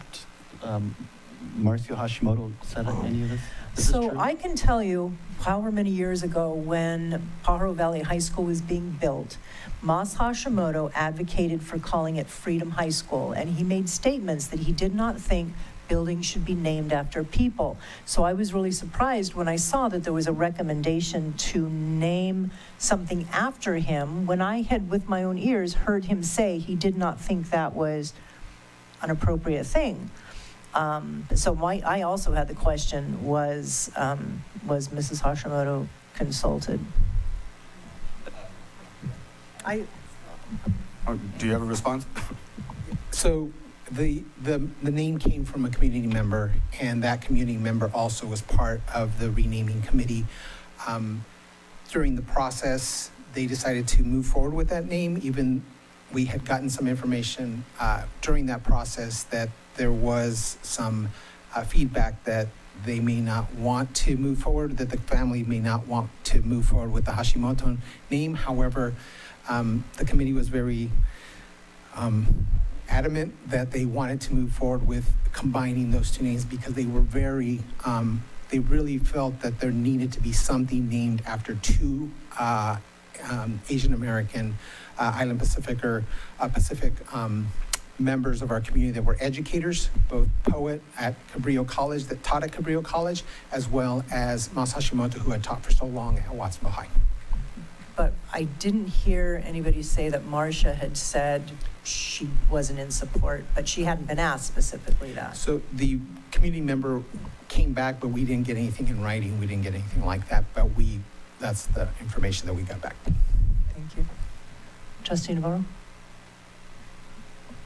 So so we don't get completely off here, for the most part, I think the committee overwhelmingly supported Central Coast Middle School, and I think the reason for that is because the mural wouldn't have to change, the rebranding wouldn't have to happen. It's the much cheaper option. I responded to a lot of the emails. I was actually surprised at the outpouring, and I responded to all of the individual emails. I think there's other ways that we can honor these members of our community, whether it is a mural. You're right, there's there's a lot of murals dedicated to the Latino community, but not the other communities that were here and that toil in our fields. So I support going forth with another way to honor these individuals. But just so we can be clear, I think that Central Coast Middle School, CCMS, keeping the name and the acronym the same is the community's desire going forward and the financially sound one. Thank you. Trustee Flynn? Oh, I'm sorry, actually, I had, did you already? I think I had already said I was. Is there currently a motion on the floor? Okay, thank you. I agree with making sure that these men are remembered, and especially learning about even just Watsonville and history. It would be a great addition to the Fields framework in the ethnic studies. So that's where I feel like this should go.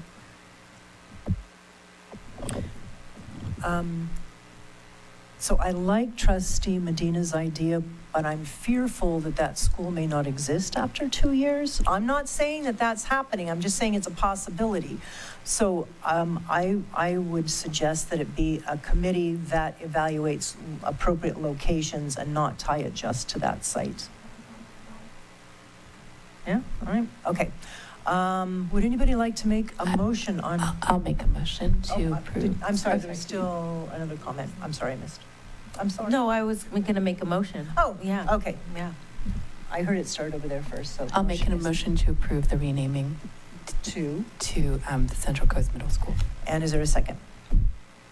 Can we amend that to include the search to? You can amend that motion if that's what you would like Yeah. to do. Okay, yeah, I like everything, I just want to amend that we form a committee to see how we could build or where we could create a mural for the AAPI community. Okay. I heard an amended motion. Is there a second to that? I'll second that amendment. Okay, there is a first and a second on the motion to approve Central Coast. I just have a Okay, let me finish stating the motion and then we can still have deliberation over the motion. So the motion is to approve naming it Central Coast Middle School and to create a committee to identify a location on district property for a mural that represents the community. I just would like to move location to locations to make it plural. Thank you. Okay. Trustee Dodge Jr. There was some new information that might not be true, but I already committed to the name to many of my constituents, to the Mas Hashimoto Jeff Tagami Middle School. The names we place in our school should tell the story of our community, inspire every student who walks through those doors. I can think of no one better names than Mas Hashimoto and Jeff Tagami. Mas Hashimoto embodied service, resilience, and the pursuit of education. He was a Watsonville High School Wildcat, a scholar, a United States veteran, a Watsonville High School teacher, and an activist who dedicated his life to preserving our local history. Mas's story is also one of the darkest chapters in our nation's history. During World War II, simply because he was Japanese American, Mas and his family, along with hundreds of other Japanese American families from Watsonville, were forced from this very community. They lost their homes, their farms, and their businesses. They were first taken to the Salinas Fairgrounds before being sent to Boston incarceration camp in Arizona. Yet even after experiencing that injustice, Mas chose to serve the very country that had taken away his freedom. He enlisted in the United States Army to prove that he was just as American as anyone else. After the war, he returned home, became an educator, taught generations of students at Watsonville High School, and devoted his life to ensuring future generations will never forget the lessons of this history. Alongside him, Jeff Tagami, also a proud Watsonville High School Wildcat, dedicated his life to preserving another important chapter of Watsonville history. There was poetry and writing. He had taught us about the anti-Filipino riots that scarred our community and the tragic murder of Fermin Tabera, who was killed just outside Watsonville simply because he was Filipino. Jeff Tagami's work reminds us that these stories are not meant to divide us. They're meant to educate us, challenge us, and ensure that the hatred and discrimination are never repeated. Together, Mas and Jeff Tagami represent strength, resilience, diversity, and compassion that define Watsonville. Their lives remind us that education is more about than academics. It is about understanding our history, learning from it, and building a better future. I support naming this school after Mas and Jeff because they were both proud Watsonville High School Wildcats. I'm also proud of Watsonville High School Wildcat. As fellow Wildcats, I believe it is my responsibility to help ensure their legacies endure for generations to come. Every student who walks through the doors of this school will say their names and ask, who are Mas and Jeff Tagami? That question will open the door to learning about courage, resilience, service culture, and the rich community of our community. I see there's a motion on the floor, but I respectfully ask my fellow trustees support naming this school to the Mas Hashimoto Jeff Tagami Middle School. It is a name that honors our past, reflects the values of our community, ensures that the legacy of 3 Watsonville High School Wildcats, Mas Hashimoto, Jeff Tagami, and every student they inspire will live on generations to come. Thank you. And that being said, I will not be supporting the motion that's on the floor. Okay, did you want to amend the motion, that motion that's on the floor? Okay. We have a motion on the floor. Okay. We have a first and a second on a motion. All those in favor signify by saying aye.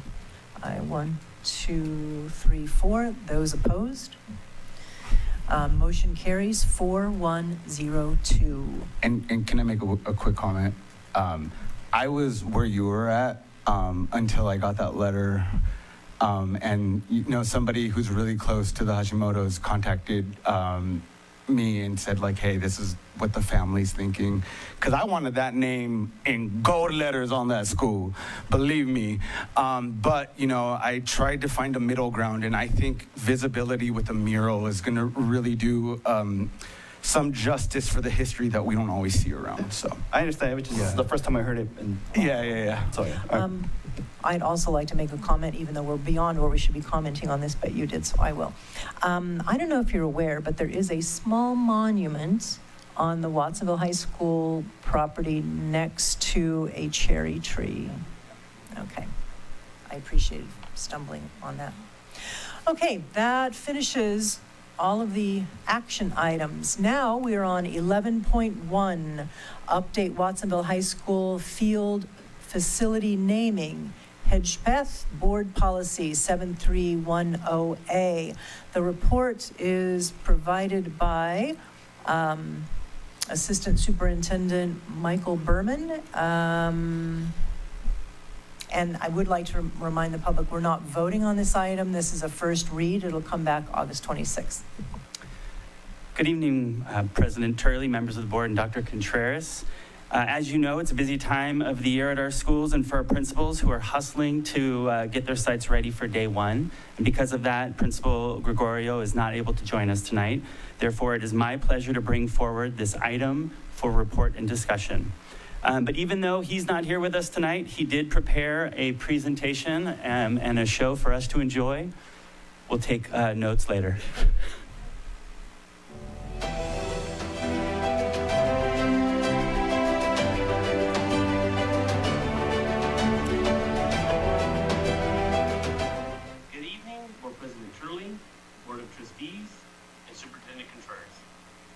On behalf of the students, staff, alumni, and community of Watsonville High School, I am proud to present a proposal that connects 2 eras of Wildcat athletics.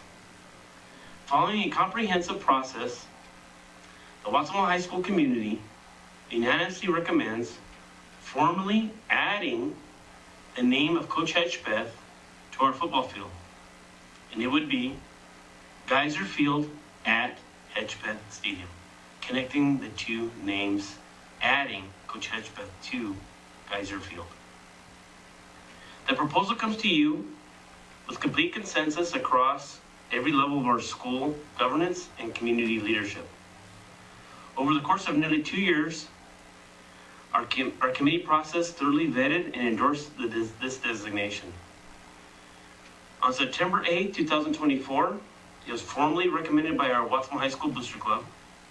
On November 7th, 2024, it was approved by our school site council and ELAC. On November 12th, 2024, it was vetted by our school administration here at Watsonville High. On November 15th, 2024, it was discussed and supported by Watsonville High School staff. On December 7th, 2024, it was unanimously endorsed by Watsonville High School cabinet. And lastly, on April 29th, 2026, it was finalized with public support at a Watsonville High School community town hall meeting here at Watsonville High. Every group has reached the same conclusion. This name honors a living legend in Coach Hedgepeth while preserving the legacy of our former athletic director, Emmett Geiser. There's history behind this recommendation that is a full circle Watsonville story. In 1959, as a senior, Coach Roland Hedgepeth asked then athletic director Emmett Geiser if students could start a soccer team. The answer was no. Coach Hedgepeth and his peers played anyways, forming an unsanctioned team.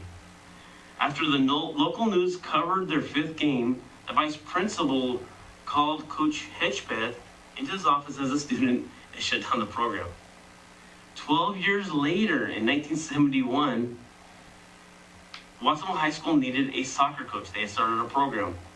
That same vice principal called Coach Hedgepeth, who was then teaching at Minty White Elementary, and asked, "Remember when I told you to stop playing soccer? I'm calling you now to see if you'd like to be our soccer coach." That phone call turned into a 54 coaching year career, including 37 years at the varsity level of coaching for soccer, 28 years of coaching high school football, alongside 36 years as a dedicated PBUSD educator. Coach Hedgepeth's resume stands among the greatest in California history. He has over 722 wins, 126 losses, and 116 ties, 37 league titles, 13 CCS titles, the #1 ranking in 2001 in the United States for soccer, California Open Division runner-up in 2022, and in 2025, NorCal champion and state runner-up. He took his teams to Hawaii 6 times, Florida twice, Europe twice, leveraging his relationships in the community. So tournament hosts covered the costs, ensuring no student had to fundraise more than $100 each to be able to travel to these tournaments. Yet Coach Hedgepeth's primary focus has always been life after high school. Over 70% of student athletes have gone on to graduate from college. He holds strict academic standards, partners closely with classroom teachers, and has built a coaching tree composed mostly of former players who have returned to Watsonville to mentor the next generation of students. In true Coach Hedgepeth fashion, he agreed to accept this honor only on the condition that it is recognized by the entire community joining him with it, especially the local coaches who prepare Watsonville High School athletes. Combining these two names creates a complete historical circle here at Watsonville High School. Coach Emmett Geiser, who established the early foundation here at Watsonville High, now connected, and Coach Hedgepeth's name being added to the name of the football field / soccer field here at Watsonville High. We respectfully ask the Board of Trustees to approve this addition to Geiser Field to be named now Geiser Field at Hedgepeth Stadium. Thank you for your time and your leadership, your continued commitment to Watsonville High School, and remember, once a Wildcat, always a Wildcat. Thank you. Does that count? And I just want to add that I was at the stadium when the team got their last home win of the season, and I was so touched, Coach, by the way that your players embraced you, and that the way that the families in the stands showed you love, and I just want to tie it all in that you've always been here for students. You're all about the students. And you've earned their love and respect because you're there for him. So I just want to give you my gratitude, and with that, pass it on to you all. Thank you.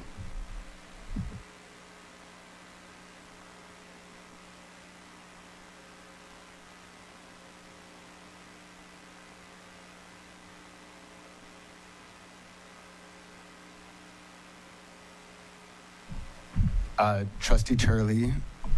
Trustee Medina. I would like to motion to suspend the rules so we could have the coach come up and say any comments if he would like. So suspending the rules requires a 2/3 vote of at least 4 of us, 2/3 present of at least 4 of us, make that motion. I believe we can suspend that. I didn't know it was that. I thought it was just as long as you get a second. I will. Oh, yeah, all of us got to get it, huh? I will Yeah. second. Okay, cool. Okay, there's a motion and a second. All those in favor signify by saying aye. That Aye. looks like 5. That would be 100% of those who are Would be present. 100.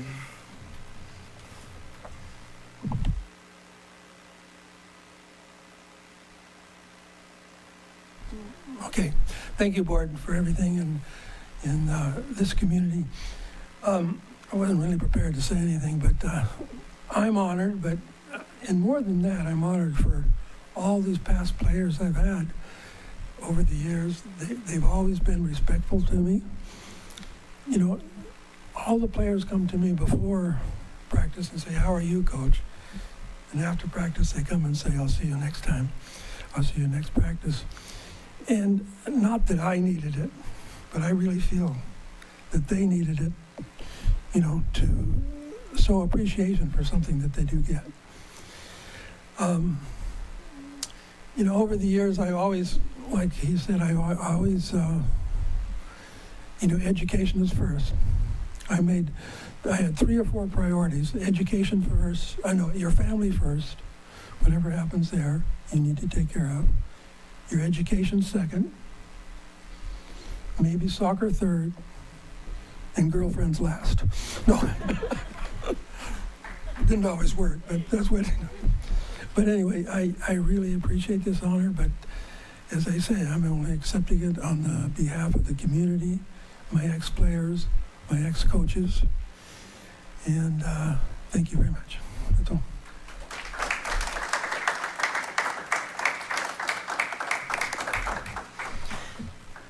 Do any board members have comments on this? Trustee Flynn. I don't want to belabor this, so I will just go right ahead and make the motion to approve. It's reported discussion. Yeah, I know. yeah. We should have moved it to action. Like. Can we move it to action? The Okay, process so- really is that we hear things like this and then we hold to the next meeting for the final approval. It's one of those things that's just so easy. You know, I am a proud, longtime Corralitos resident. I grew up on Amesti Road. I've worked with your wife on, as I was home and school club president at Bradley. So I've done many events at the Padres Hall, so I know the work that she does there and that you do there with Padres. And so I have never had a chance to meet you personally, maybe in passing, but just having that connection to Watsonville, I just found out that I get to call myself a Wildcat, even though I just went to summer school there. And then I'm a Mariner too, because I went to summer school there. And Mr. Hubbard was my math teacher both times. So I feel really deeply rooted and connected to this community. My mother is a founder of St. Francis High School. My aunt helped to found Central California Alliance for Health, something that serves a lot of our community members. And part of what you do is so impressive. It gives people a through line and seeing where they can, they have somebody who believes in them and knows what they're capable of. And that's what I feel like we're doing with the board. So I'm honored to be here on this day, to be able to not only just because I will be voting yes when it comes forward, but then to be able to go to the stands and say I was there and I helped bring this to pass. But really, it just, years and years of what you've done for this community really speaks to who we are. And we talk about vision and values, and I think you embody it. So thank you. Any other trustees, comments? Dodge Jr.? Well, Coach, I get to see you again. I just wanted to publicly say that, I didn't know much about soccer. I was a freshman in 1996, and I graduated in 2000. And I went to high school with Roy Contreras, Ulises Baltazar, Alejandro, all those guys. And so that's when I first met you, and I didn't know how much you would impact generations of students. Just this last year, I was able to attend the games with you and to see, I guess magic you do with these students, these kids, to take, students from Watsonville and beat the best, to beat the best, to beat the private schools, to beat, San Jose and go all the way to Sacramento across the United States. That's magic. We don't always have the best equipment, the best gear, the best transportation, but you make us believe that we can beat anybody, anywhere. So I just want to acknowledge you here at this board meeting, and I think you still got one more season left. Thank you. Thanks, Coach. I'll see you. Okay, I'll make mine quick. I went to UCLA, so John Wooden was huge when we were over there. And one of the quotes that always stuck to me is, failing to prepare is preparing to fail.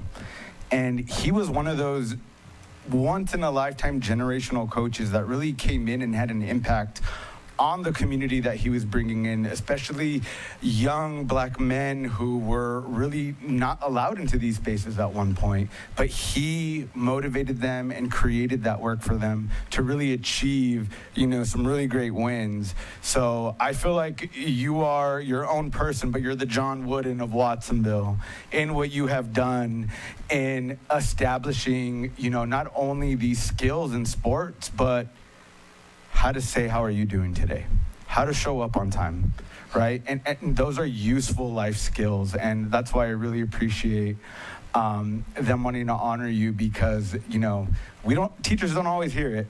But later on in life, you always gonna have that one student who said, it was because of that person that I did well. And I think a lot of students could say that for you, Coach. So I just want to say thank you for your time. I hope he has 3 more seasons if you can, all right? When one of your students get into the FIFA World Cup, let me know. I'll be right there with you, okay? All right, thanks. Unless there's a replacement for FIFA by then. Any other comments? Okay. Well, I wish I knew you better, Coach. I tend to be the only one that doesn't have a personal relationship with you. But I will tell you that I know that the most valuable people in my life and the people who have changed my life are the ones that asked me to be better. So thank you for doing that for our students. I wasn't going to comment just because everybody said such eloquent things, but I have a connection too. Roland and my father, Owen, were friends. They taught together, and they went on one crazy backpack trip where Roland brought a couple of his students who I guess he thought could benefit from this, from that kind of experience. They were backpacking out of Sequoia. One of the students had an extra tent, and my father, who had worked there as a teenager, was certain he could just sleep out as he always had. And it poured down rain, and he sure was glad that your student brought an extra tent. But that's just Roland doing great things for young people and in lots of avenues that we're unaware of. But thank you very much for your service to this community. Okay. That moves us to 11.2, which is recess to reset the room.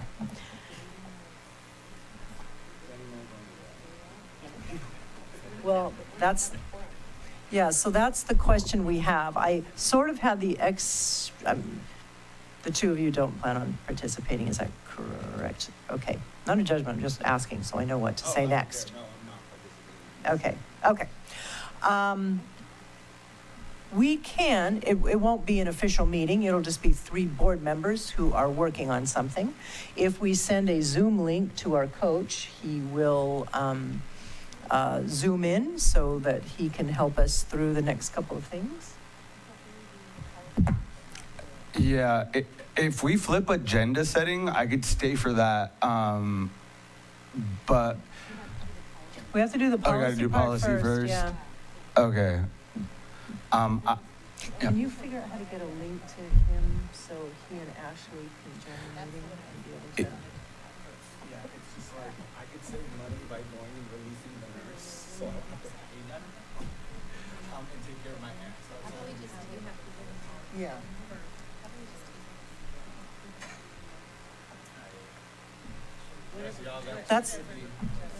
That's the discussion. Well, you know, it's 9:35. We kind of said we were wanting to end by 10:30. That's 50 minutes by the time we set the room, maybe less than that. So of the 3 of us who would be here, even though it's not a technical board meeting, we can still work through it. We can still have our coaches come through. What are the wishes of trustees Flynn and trustee Navarro?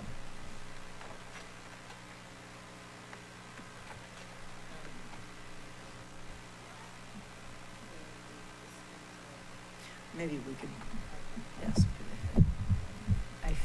I feel like we need to have more input and people here. Yeah, because I don't want to make a policy or like, I know it's report and discussion, but I don't want to spend time putting something into something when we have other people to be able to give input and have it be completely changed. That's just my thoughts and opinions, but everybody has one of those. And I think I heard you say you were kind of. I would just like to say my thoughts and opinions on this is that this is actually the most important thing that this board should be doing. I don't disagree with that. And I'm disappointed in the members of this board that do not want to participate in this process. Because it is absolutely. Let's not start shaming people. No, this is the most important thing that we are doing as a board, is trying to come up with these goals and guardrails. And we are way behind schedule because we don't have the people to get the work done. So I would really encourage both of you to please stay and participate in the most important work that we're doing as a board.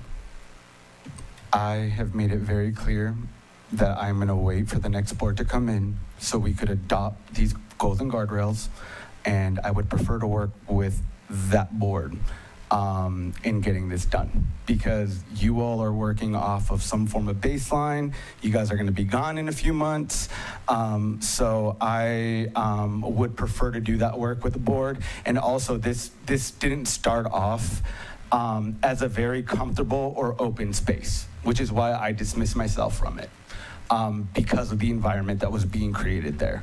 So I'm not going to put myself into that position again. That is why I'm going to wait for new people to come in. So Trustee Turley, just a point of clarification, these goals and guardrails, regardless of the elections, will be the goals and guardrails going forward, correct? A new board can change direction.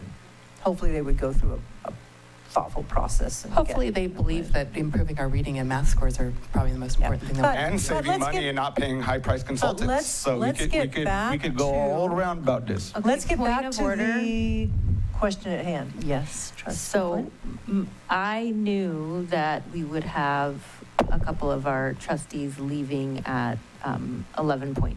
I knew that. But 11.3 and 11.4, I thought that we would have, because I don't think that the argument is that it's not important. Which one is it? Sorry, the policy leadership.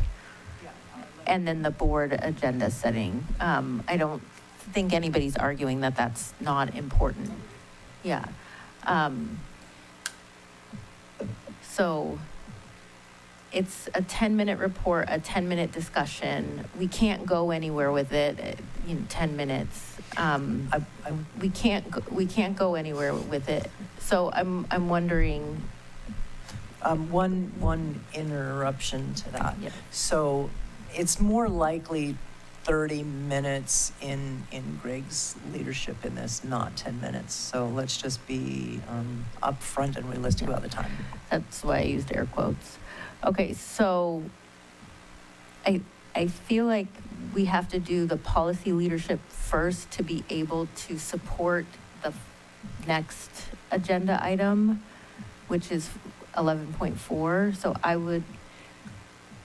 it would be great if both of you could stay and give your input for that. I understand that 11.5 was already a no. So,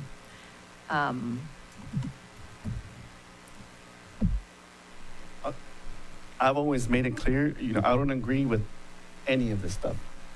I know I'm one of the only who hired a superintendent, and when I made my vote for the superintendent, it's because I believed in what your vision is.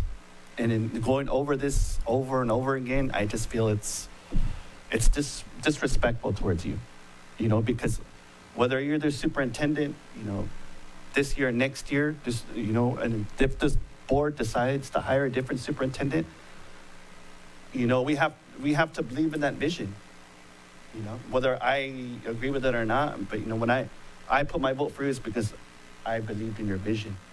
And then putting these guardrails, to me, it's sabotaging you. And so that's why I totally disagree with this. And if we have someone else, then I might disagree with their vision, but that's what the will of the board is. And so I respectfully disagree. It is not about the vision of the superintendent. She may have a vision, but the vision must come from the community, not from the superintendent. They set the vision. They do not set the vision. They absolutely do not set the vision, because the superintendent and a board comes and goes. The community is what stays, and the community is supposed to be directing the board, and then the board directs the superintendent. And that's how it goes. So she absolutely, as our employee, needs goals and guardrails. And then she is responsible for making sure that those action items and those goals are met. But we spent a lot of time reaching out to community, and I'm not going to just let that go to the wayside. And I totally disagree with the fact that any employee needs goals and guardrails. Rules are helpful because it actually takes some pressure off of her, because then she gets to point back to, I'm doing what you asked me to do, and then the community can then hold us accountable. Exactly my point, and that's what elections are for. And if I could just add, you all have the power to actually check and put guardrails by your vote. You haven't done that. You've let the superintendent get away with so many things, right? You keep voting for what she puts in front of us. We are the guardrail, and we have not been enforcing that. So I'm not going to sit through with people who can't even execute their own right of what their constituents are saying. Because you're saying it's about community and listening to community. They come here and tell you how to vote, but you vote against them. So how is that listening to them? So, and I don't want to get into an argument about this, but again, the board majority has made it clear that you are going to approve anything that the superintendent puts in front of us without any guardrails, when we are the OG guardrails that get elected by the people to put a check on the superintendent. And I hope we do get a new superintendent when the new board comes in. At least that's what I'm hearing from a lot of them, that we may need some big changes coming in. So that's why I don't want to move forward with this, because I want the new board to come in with fresh ideas, all elected, nobody's appointed, so they have some sort of stake in this. Because right now, 2 of you are unappointed, 1 of you has been elected, and you're driving this whole policy. We need people who have been on the ground, talked to people, got their endorsements, have the vote in, and were elected to be on this board in order to dictate the guardrails that we want to see from the superintendent. But you haven't shown that as the board majority. So that's why I don't feel this is going to be beneficial. I agree that she should have guardrails, but you all have left her off the rail. That's what So, we're trying to do, is get these guardrails. And if Do it with your my vote, Joy. constituency Do it with did your not vote. want me, and if they did not want trustee Navarro, they could have voted us out within a certain amount of time. So But we are here. you were And we appointed. were, that's what I'm saying. We were appointed, and they had a certain amount of time to revoke that, Right. that appointment. And that process, is yeah. extremely, it's so off-putting that you can't do it, so you just have to sit with what you got. Okay. So, So Okay, I'd like that to being said, interject, I just want to finish because I went out into the community, into the constituency that I had to collect their voice. I focused on area 2. And I got that, and I'm not gonna just let that go to the wayside. They gave their time, they You can gave run for their. re-election. I would like to I'm point out, taking what please. they have now and using it. So I think you're both talking about 11.5. We're still on 11.3 and 11.4, but it looks like Daniel dodged this one. yeah, Okay. so I'm also, as I stated, that I'm going to be heading out, so you guys don't have quorum. Okay. All right, so that gets it back to the three of us, and I think I heard from both of you that if it's only three of us, you feel like we need to wait until we can have trustees Carrasco and trustee Flores, so there are at least 5 of us participating. Is that the consensus? I think that the team that started this work should be the one that continues it. Okay, so I'm hoping that we put these 3 items back on the agenda for August 26th, and that we don't have a ton of other stuff that has to be on that will keep us from being done. 29. On the 19th of what? Ooh, we may already know that we don't have a quorum on September 16th. And, oh, you know what? We no longer have a quorum, so I'm going to officially close the meeting at 9:46. Thank you. And then we can. That was fun. I think it's okay, so you're out for the September meeting.